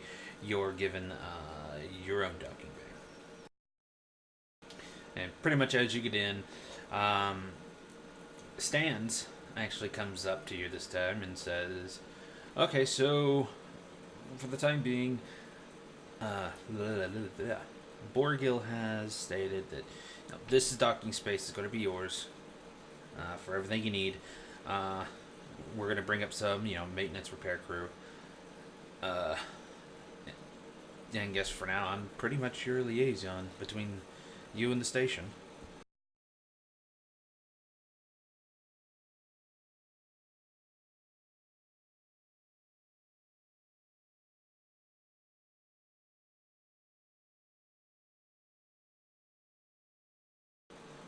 Don't worry, I'll get my crews right on it.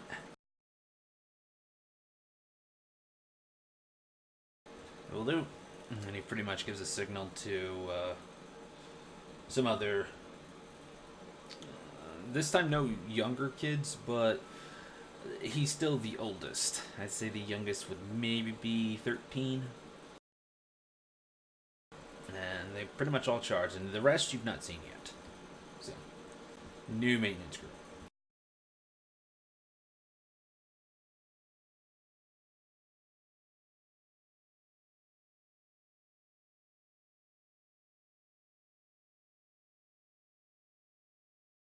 Uh, Basically, they had calmed ahead and said, "Hey, we need a doctor." Once they got in range, and Stan looks up, and like, "Yeah, we heard that they paid for a doctor. The Thorian of yours, Pith, I believe his name was. Oh wow, he's hard to keep up with."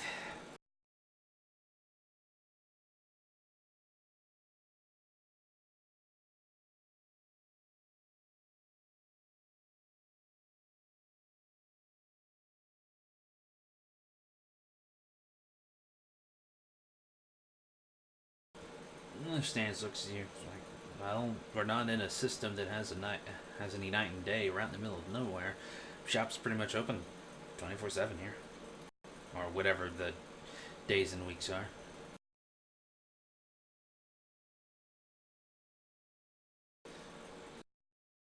Well, there is a GST, but the station, most stations, pretty much constant. This is one of them.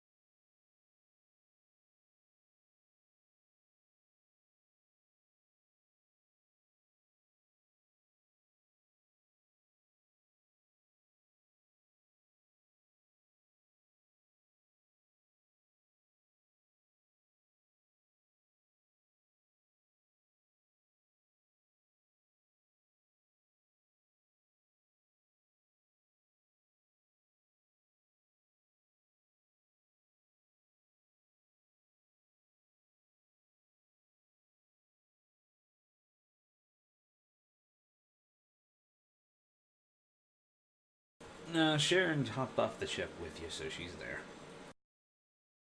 She's pretty much watching, you know, all the guys, all the maintenance crew come up there and work.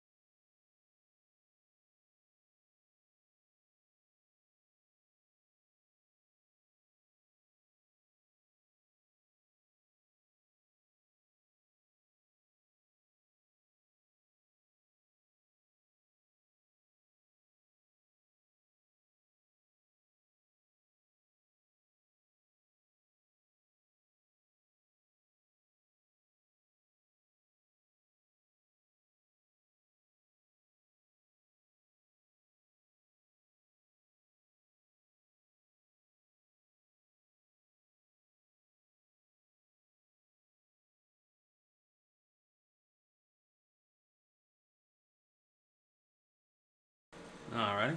So, party split. Desric, Desric and Rose go to Sharon and Illy are going shopping.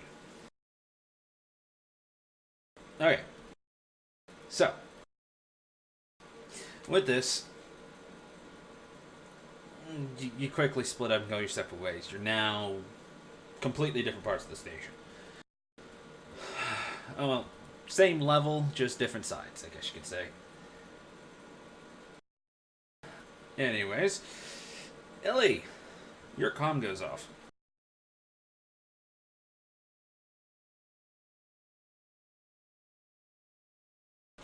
Illy, I found it. I found the route.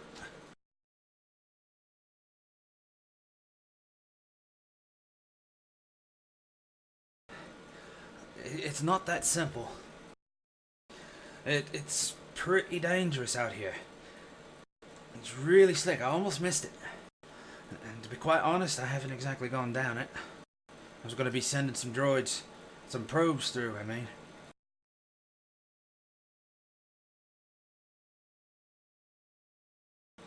A hyperspace lane. It's hidden. It's way off the beaten path. Damn near missed it. I can see why everybody flew by it. This place is dangerous. Shadows everywhere.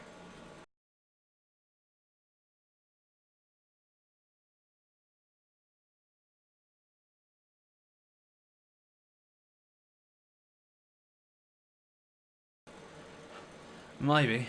I've got some friends coming this way. They got a lot of probes, too. Hopefully by the time you get out of here, well, at least have a good path beaten.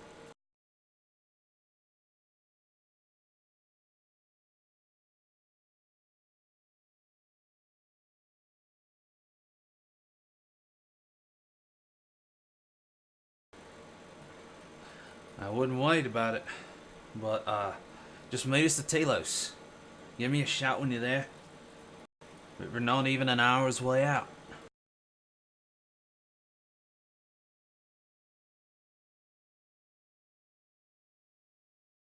You better. As dangerous as this is, I've got a bad feeling about this.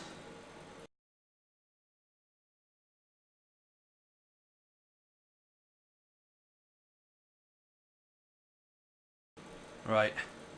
There and out.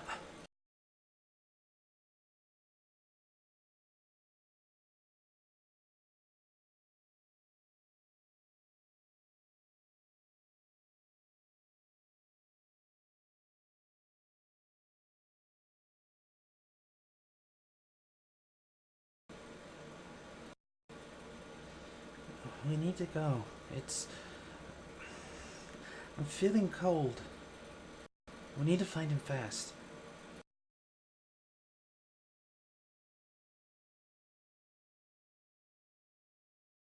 Okay.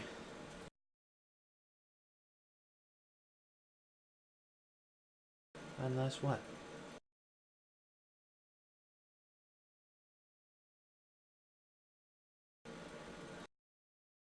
I don't know. Maybe if I was there, it was kind of the way with me on the sensors. I just let my hands do what they needed to do. Noah always said when I need to find something, just calm down. Just let my instincts take over.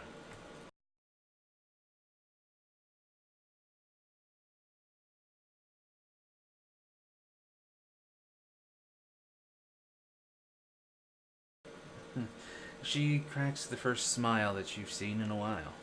The first genuine smile.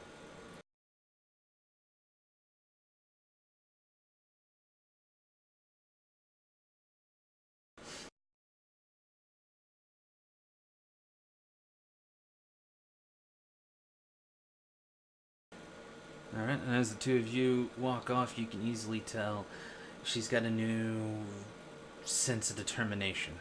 A new strength about her, so to speak. And with that, we're going to hop back over to Desric and Rose. So, Desric, you make it to he's freaking swamped. So, basically, Susan sees you, waves you over. I take it you're back? How was the trip?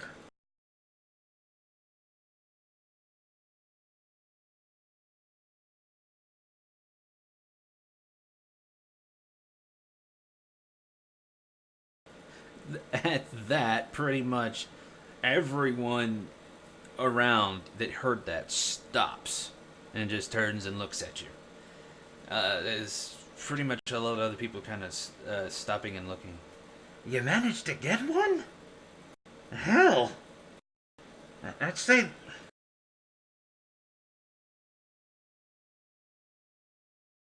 That's definitely going to be a bonus in the pay. And pretty much applause starts coming out with everyone who was in earshot, hearing it.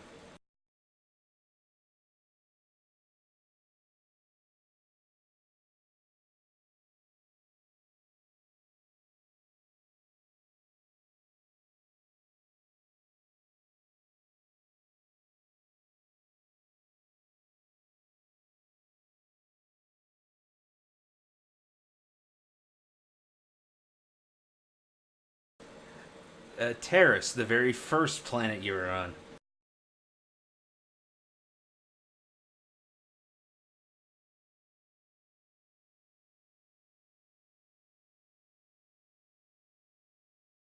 Well, it's no hero worship, it's just basically a round of applause. It's sincere applause, too, but it's not like hoot and holler and hey, we have a hero. And though that said, the guy who's currently working with her kind of backs up and promotions. Yeah, take care of him. I can wait. And Urs kind of like he nods and okay, still gotta be quick. Desric, just give me the location of your ship, and I'll modify the card. The payment will be there when you wait. You want hard currency. And at this point, I don't remember exactly what was promised for the load you sent.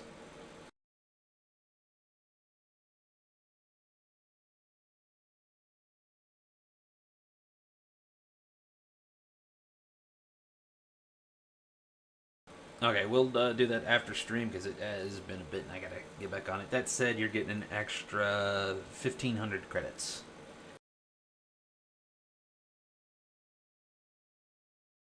So he goes ahead and hands that over. And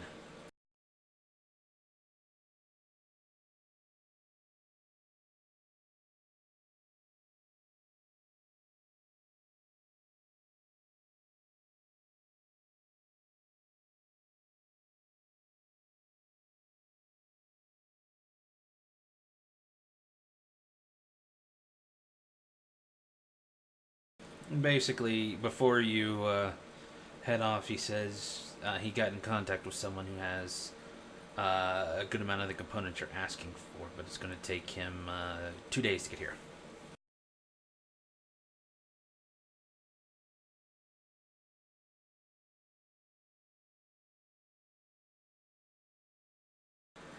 Understood.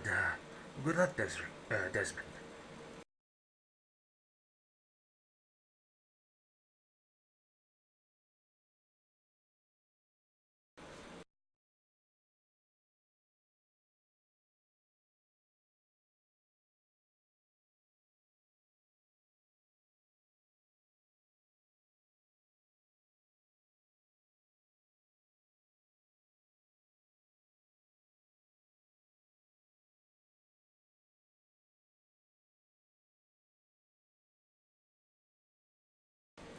So, you guys end up going, you know, a ways for a while on the way to the clinic.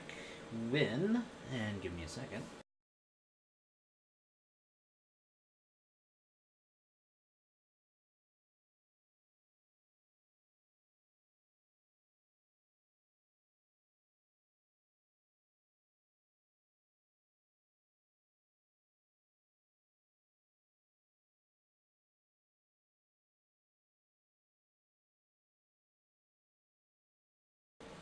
Suddenly, a group of kids starts running by. Um, it's kind of crowded, but for some reason, they're kind of ignoring the crowd and just running through, not particularly anywhere. Uh, they scuttle around you all over the place. And then they're.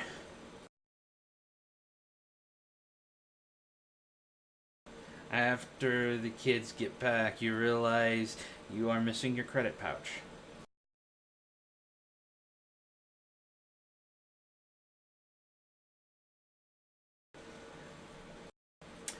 Triumph on their end. With 3 success to back it up.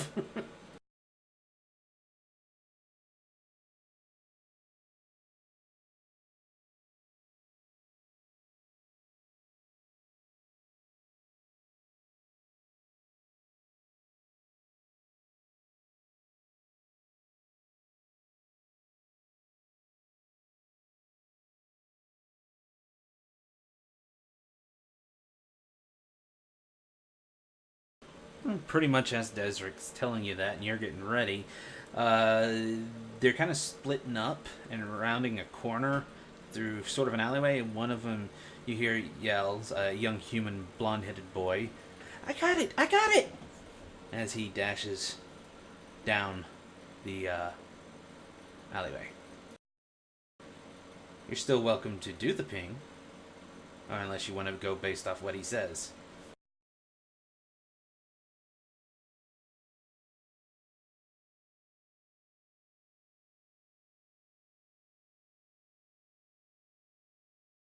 Oh yeah, you can pick it up with your ears, and you sense full truth in his voice.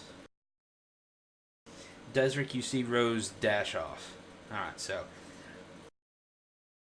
Yeah, she got a head start, but you're behind her.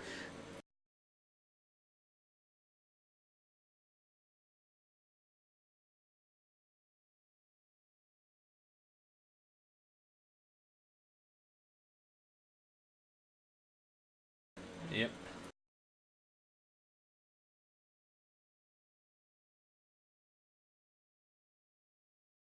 And he's running away, and there are people there that would kinda. Your call. No, do you want to try to catch him on foot, or do you want to pull him with the force?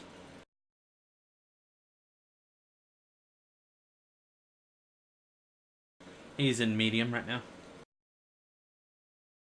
And running down an alleyway.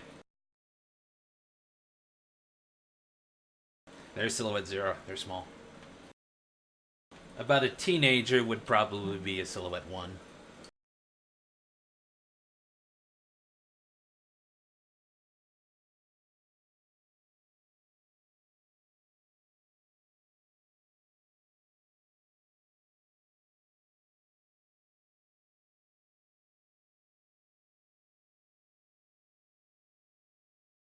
Make it look like he tripped.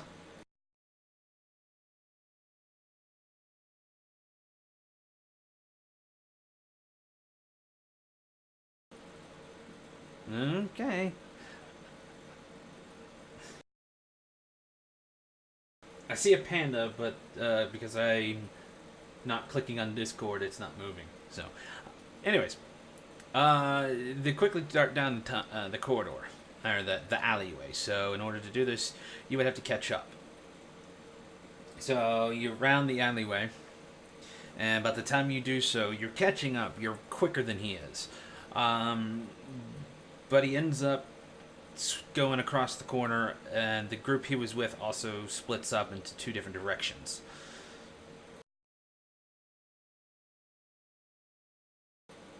Desric, you're a good few steps behind her.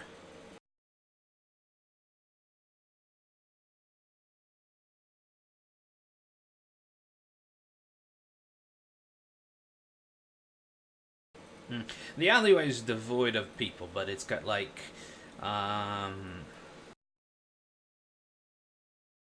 yeah. So people just kind of turn and look and wonder what's going on, but pretty much going about their business.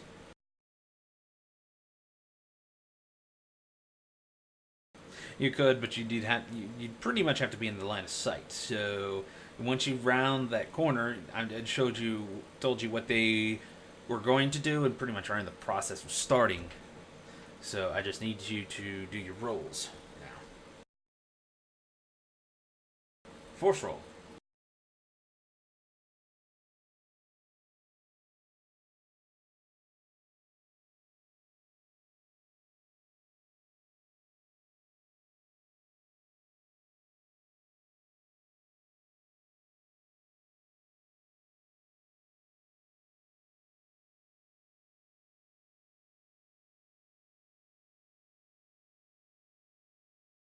So basically, it's almost like you grab the back of his collar on his shirt, and he falls backward.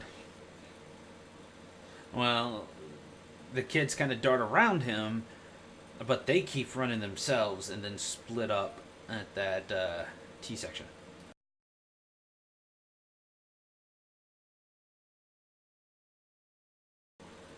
He's on the ground. I assume you run up to him.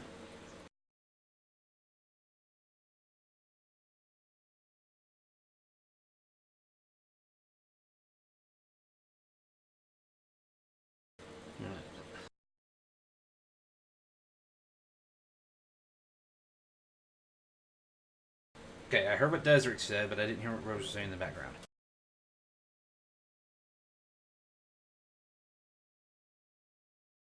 He's not going to take much.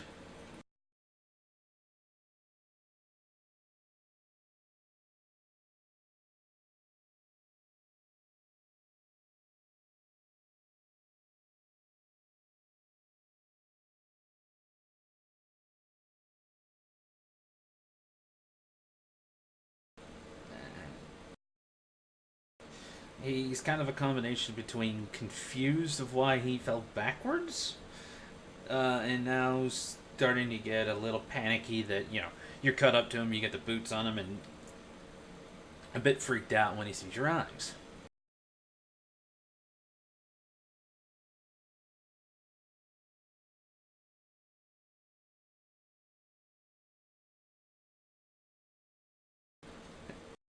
He opened he opens up his hands, and there's nothing in them. I don't have it. I passed it off to one of my friends. I don't know which way they went.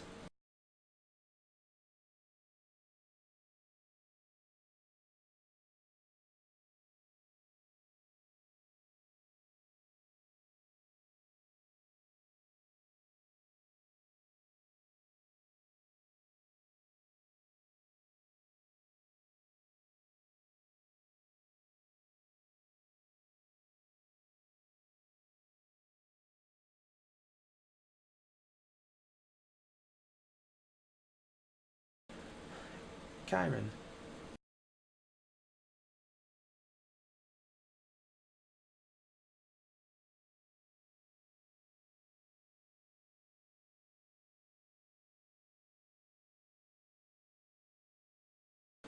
I don't know, but you're supposed to follow them, not question me.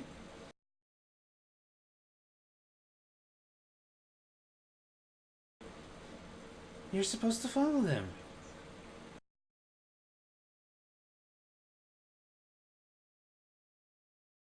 Okay, where's she? Rose is taken off.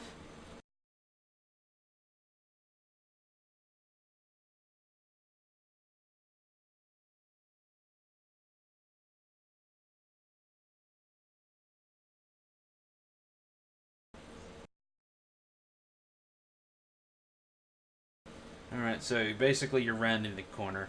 Uh, with your ping, you're sensing the kids, and they've all got some credits on them, but only one of them has what feels like a pouch.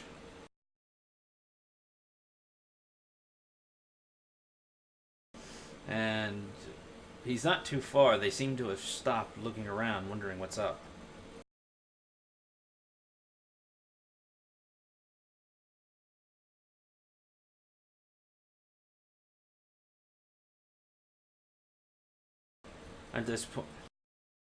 At this point, Rose is out of sight, and before, not too long after it, the boy says, "I was told to by him."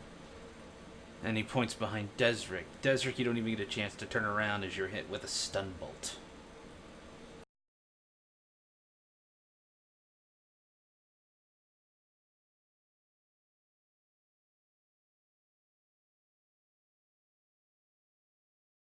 Rose, you heard Desric talking, and then a high pitched sound. If you. At this point, your ears have picked up. You know that sound is a stun bolt. And a very powerful one at that.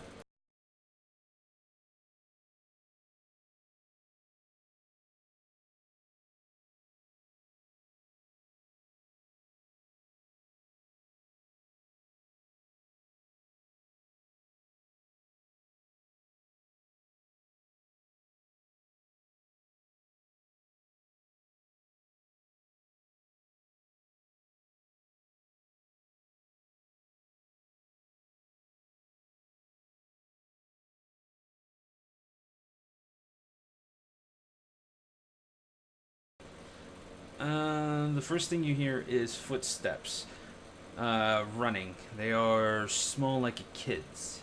That's all you hear.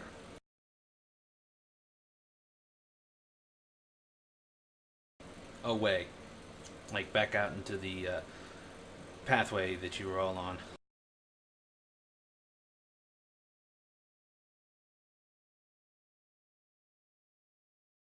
It was a heavy blast. This ain't a blaster pistol. I mean, you can roll if you want.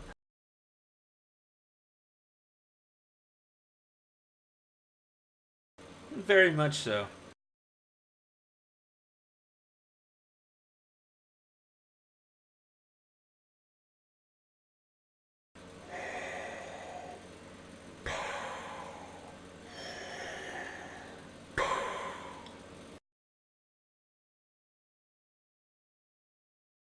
No!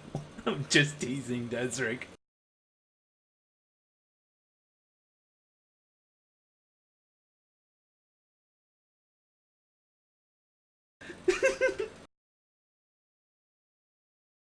Yes, you can fill him, but he's in the wall.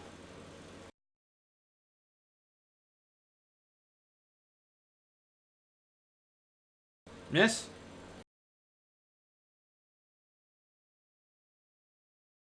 And going down.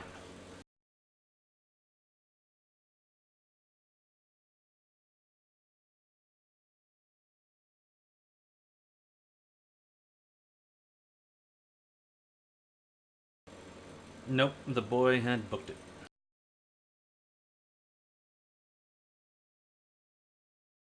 Yep. Corridor's empty except for, the stuff placed along the sides.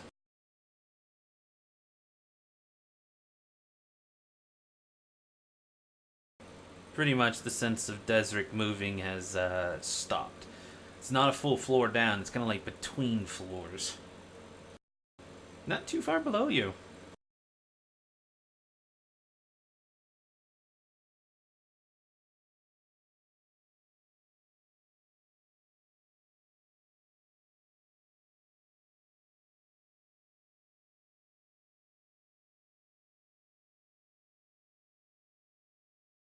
Well, we'll get to that part later. Desric, the blast wasn't a normal stun. It made your senses go all fuzzed and you kind of can't move right, but you're not out cold. You do get the sense that you are being moved, and as you're moving, you're turned, and you go in through an opening that wasn't there before, and then it shuts behind you. You get the feeling that you're almost kind of weightless at this point. You would assume you're on some kind of hover board or thing that's holding you up. And you're brought into this room down the ramp, and the door shuts one more time. Another door. At this point, the bed you're on lights up, and you're getting a tingling sense from it. But as this tingling grows stronger, so too does your conscious. You're almost like it's counteracting the blast you were hit with. You realize you're not strapped down. And you hear a voice. Actually, the correct term would be you hear multiple voices speaking as one. Hello, Desric.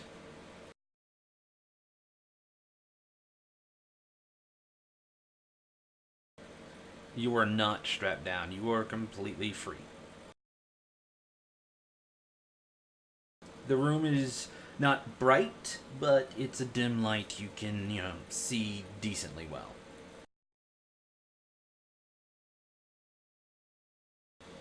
As you look around, right at your head is a droid.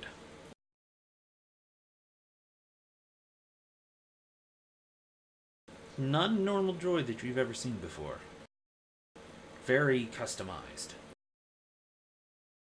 But seemingly, it's non-combatant, you would guess by its looks. It's more kind of like an assistant droid for multiple purposes.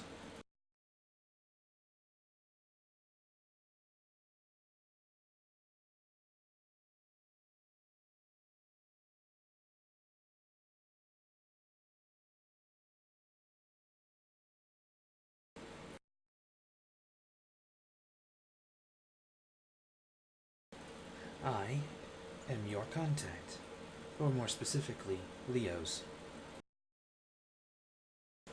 Well, to be far more specifics, mainframe, yes, but in this situation, Leo. But to be more honest, I'm the representative of that contact. It's multi voices, kinda weird and creepy, and yet familiar.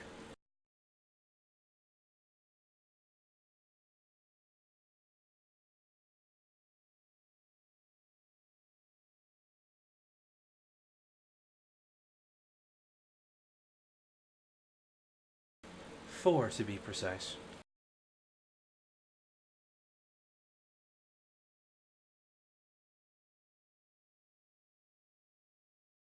A setting on a special vocabulator. The voices are of 1. Ileana, 1. Rose, 1. Leo, 1. Desric.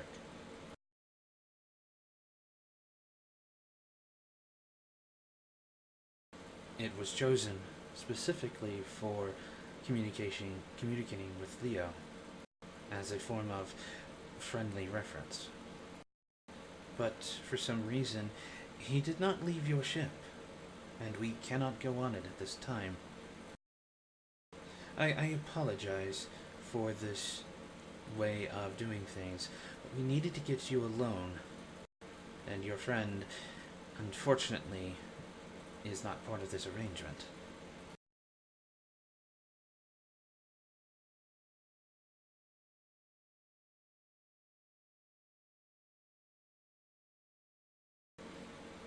I am not the one who shot you, but as his representative, I am sorry.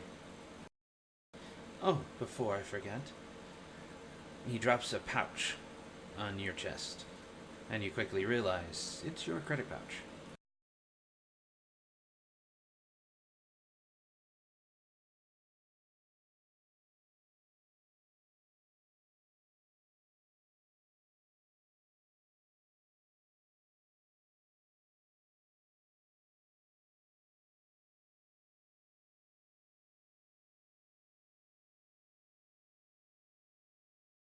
I see.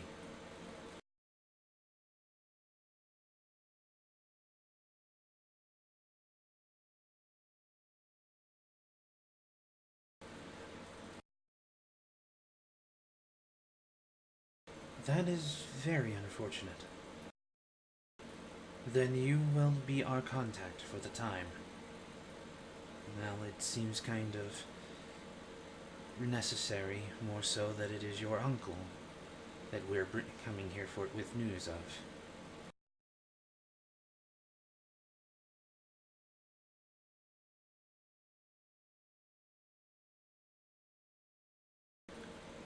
Warwick had decided to use the Huts, a contact specifically, to get him in to, in a way, smuggle him in to the Imperial authorities.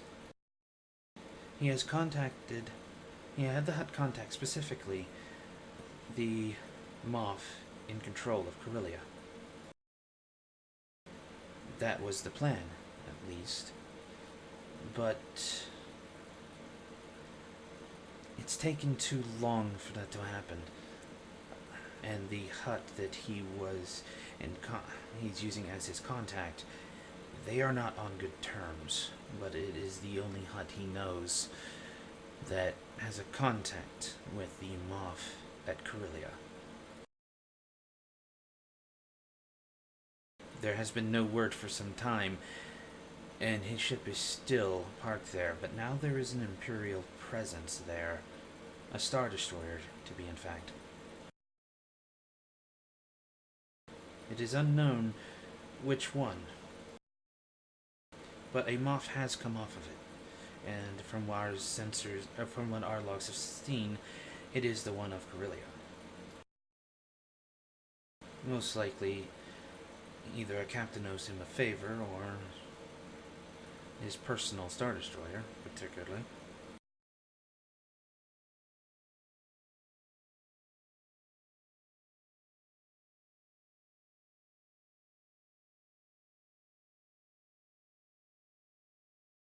I've not said anything about that so far.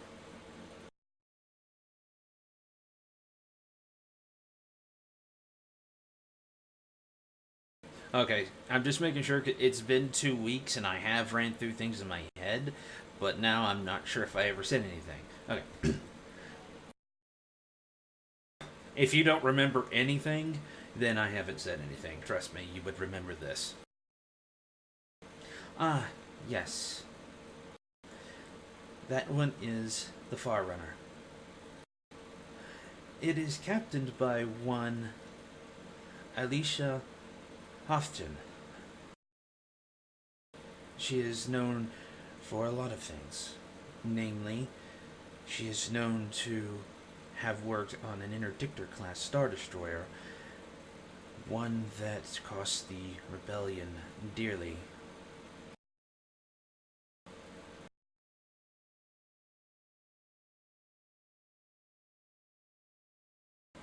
The droid cocks his head. How very odd. But the Star Destroyer that we picked up that was over Terrace upon your arrival was the the Outrunner.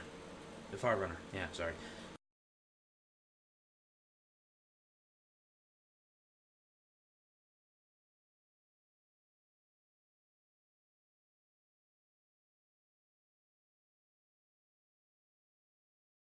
I'll just throw it in chat real quick.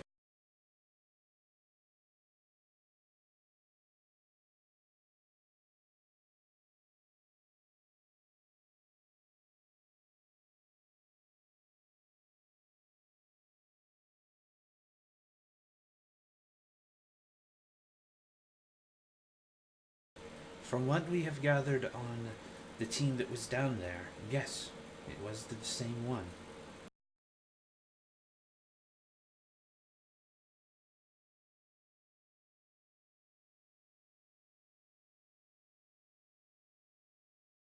Not as concerning as the situation with the hut. Yes, the hut's name is Gorena.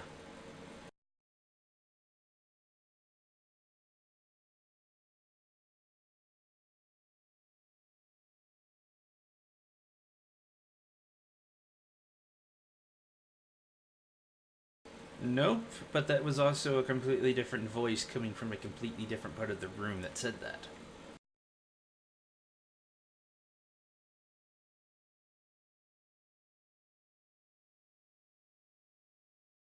I've decided you're worth trusting right now. Desric, huh? Huh. So much for Desmond Wright.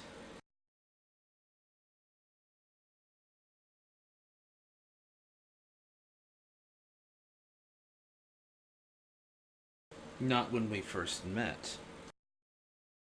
I approve.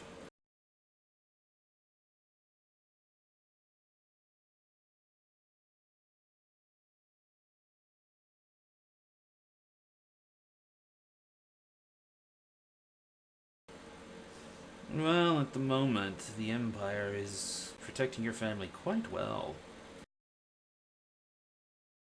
Safe Warwick, of course.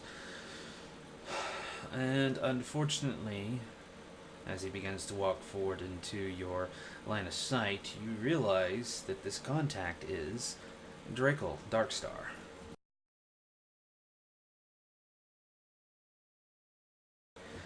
His contact, unfortunately, seems to have betrayed him, as best as we can see.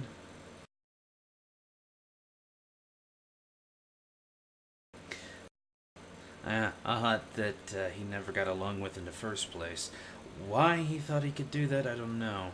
Apparently, it had everything to do with what was in, well, that file or whatever case that had the rebellion's insignia on it.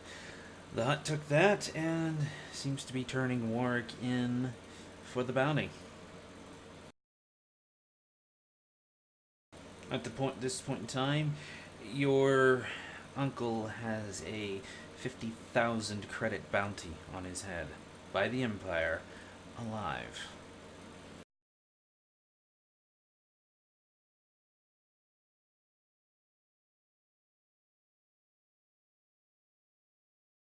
Exactly. Problem is, we're stretched thin as it is. I've got to stay here on my front. I'm here intentionally to take care of the pirates. The rebels have some plans for this place. I can't exactly help you at Nahada.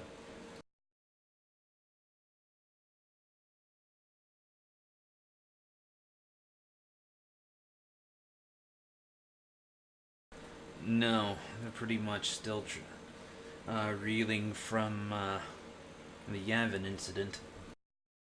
Yeah, they destroyed the Death Star, but they had to scramble and get the hell out fast.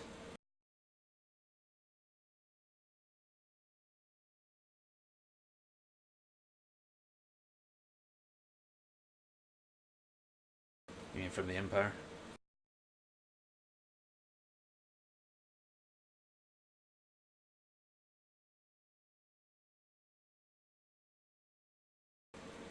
Yeah, the rebellion doesn't do that.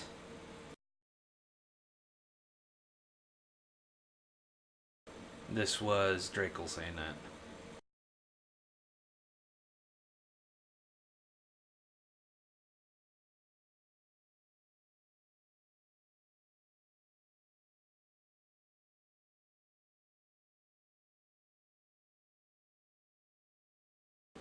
But has Warwick said anything like that?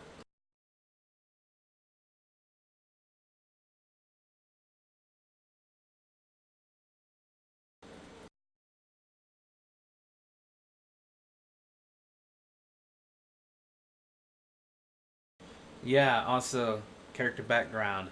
Ward barely even told you anything about the rebellion, if I remember right.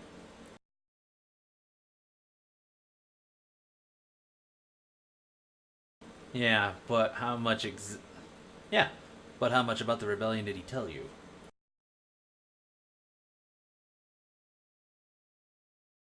I don't think he would have stated.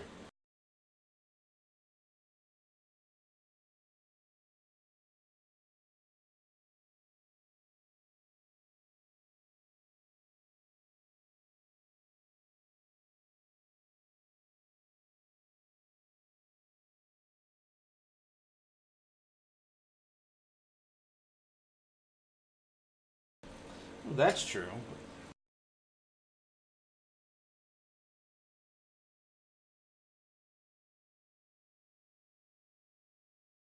Yeah, it sounds. We'll keep it as suspicion. Look, regardless, work is far too important. And yes, it is a retrieval. Oh wow, Desert just jumped out of this game.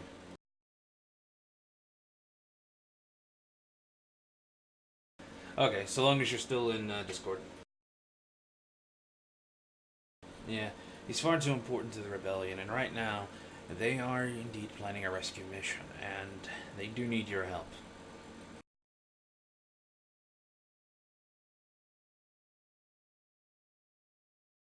No, Hada. For now. That said, from what we've gathered, uh, they're making a deal to move out now. We have to go. Or you have to go now. You'll meet another representative on Malhada.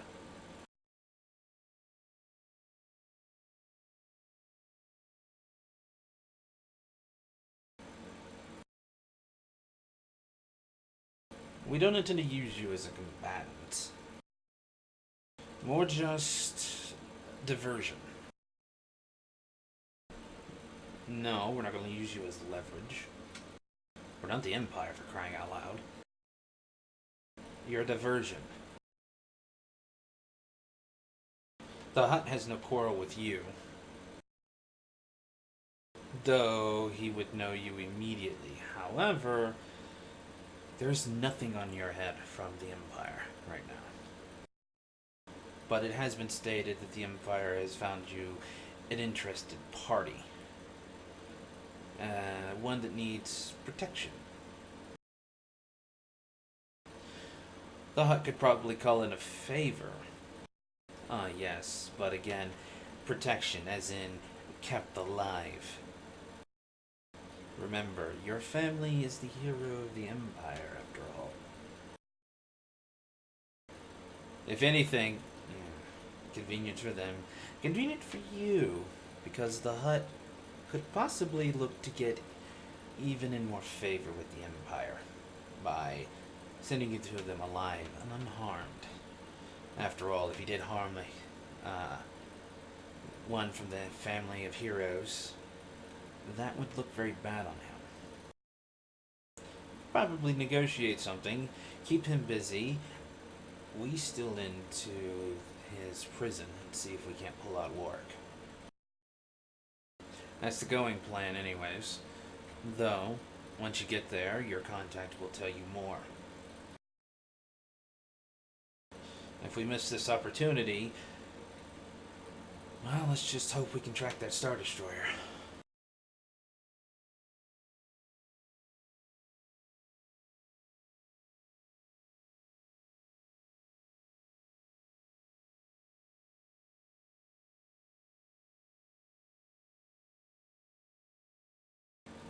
For Rebel Command?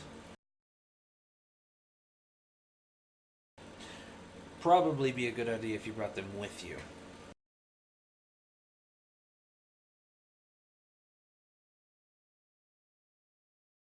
You're going to need their help, Desric.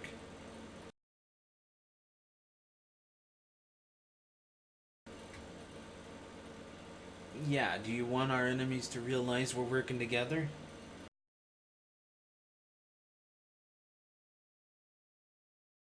We've just been business associates. Yes, but you'd be surprised who credits can buy.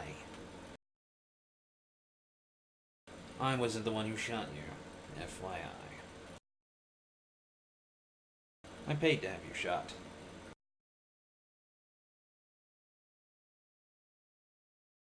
Don't worry, this guy I trust. All I did was tell him, I point at the guy, you stun him, and you get out safely. To everyone else, it's going to look like something's up, but you managed to get your way out. And luckily I know passages in this station that I can get around without being seen, so I can get back to my ship and look like I never left it.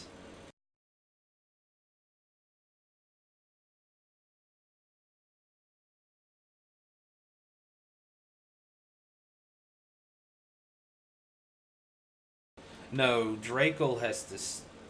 Drakel, yeah, now is in gather your crew, head there. Drakel can't leave.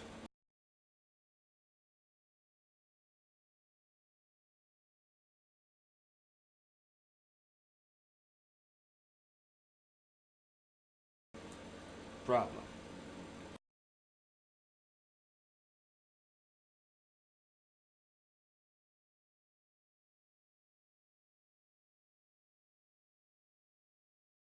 Well, you better choose one, Desric.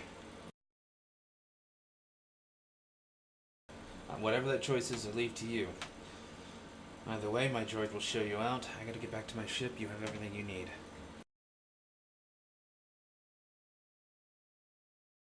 Nalhada.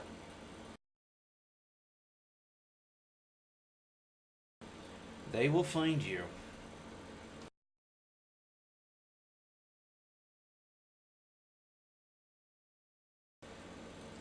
This time, you haven't met them yet, so it'll be fine. It'll look like a business meeting. Basically, you're going to go drop off some supplies that I've already transferred to your ship. Technical parts, you're fine.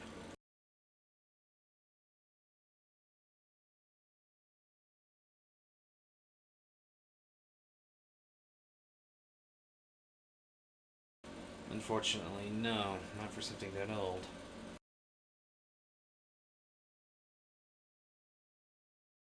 I know a few mechanics if you want to leave Leo here.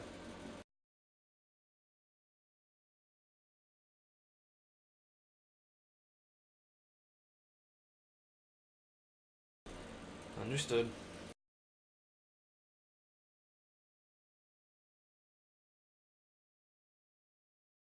Hmm.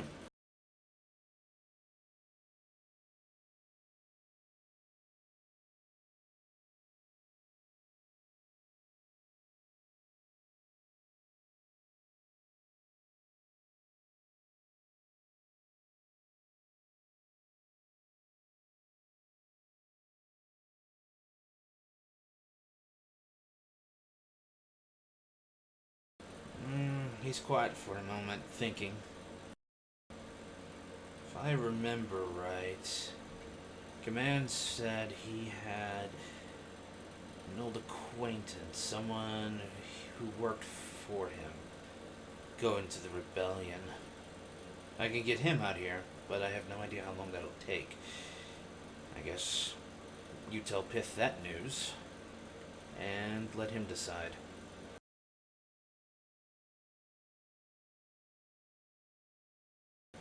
Just one thing. Our meeting stays between us. No one is to know who I work for.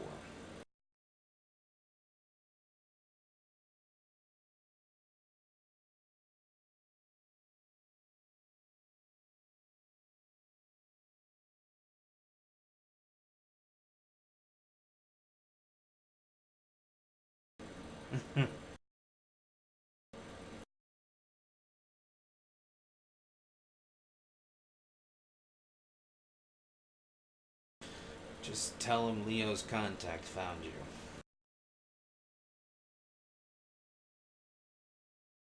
He points to a wall. Over there's the door. Raps 3 times on the side. It'll open. And he begins to walk into a different direction. Yes.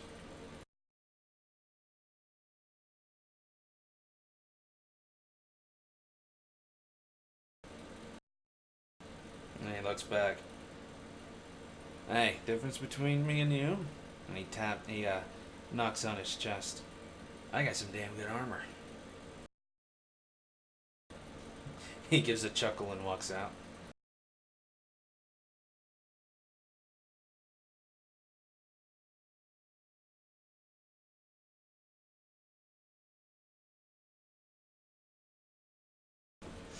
It opens up, and it leads into another hallway. As you follow it, you come out what seems to be an abandoned area that actually has a sign on it that says, caution, degradation, and as you look around, it does look like it's dangerous, but you suspect that that's just the outside visual. And that's only because you were just inside.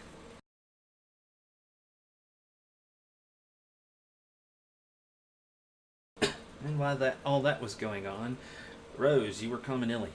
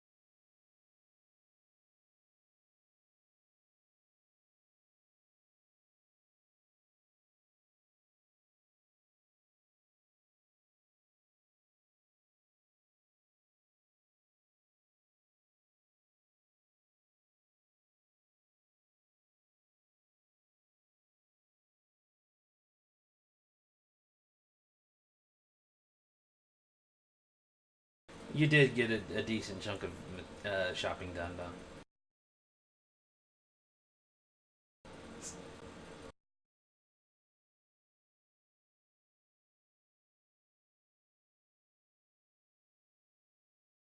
Yeah, I have a feeling you're booking it, right?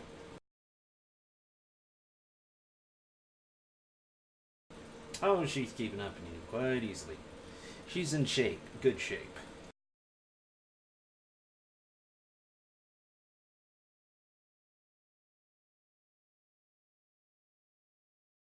Well, you find Rose. What's the conversation?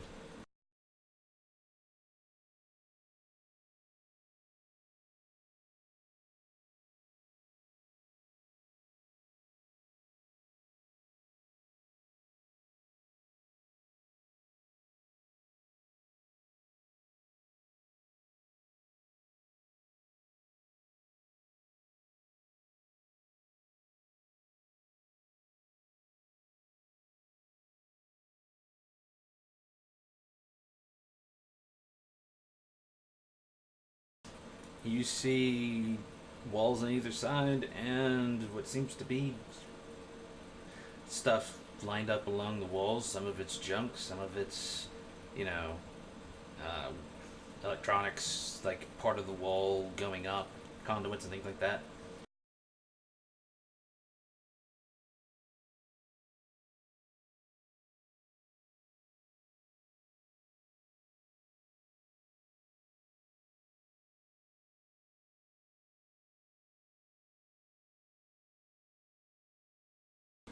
Not anymore. As you look and track his, you see his out in the main way that you came from and starting to round the corner where you are.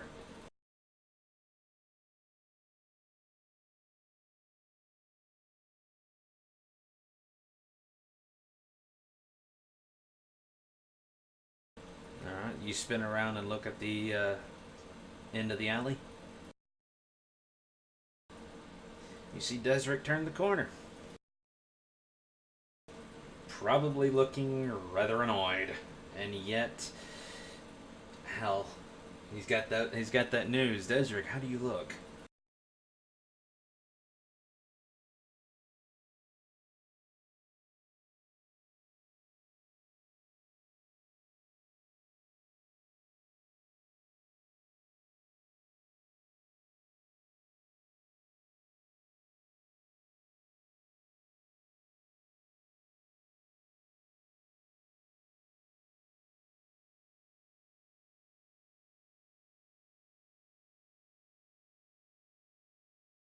Oop, I just DC'd. Well, we're at the end of it, so I'll just stay at the main screen.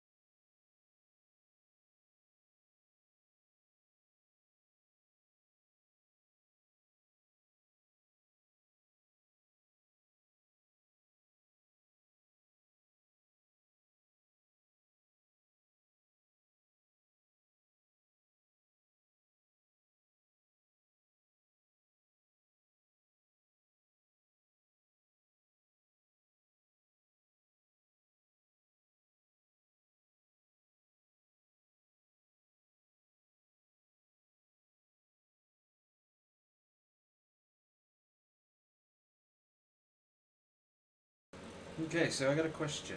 You guys want to do the conversation at the ship, then call it, or call it you arriving at the ship and leave that for next stream?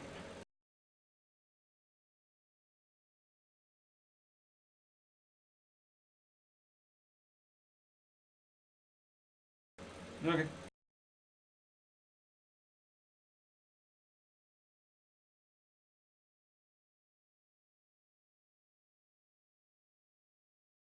Yeah, and I have something to say once the stream is done, so I'll need everyone to stay.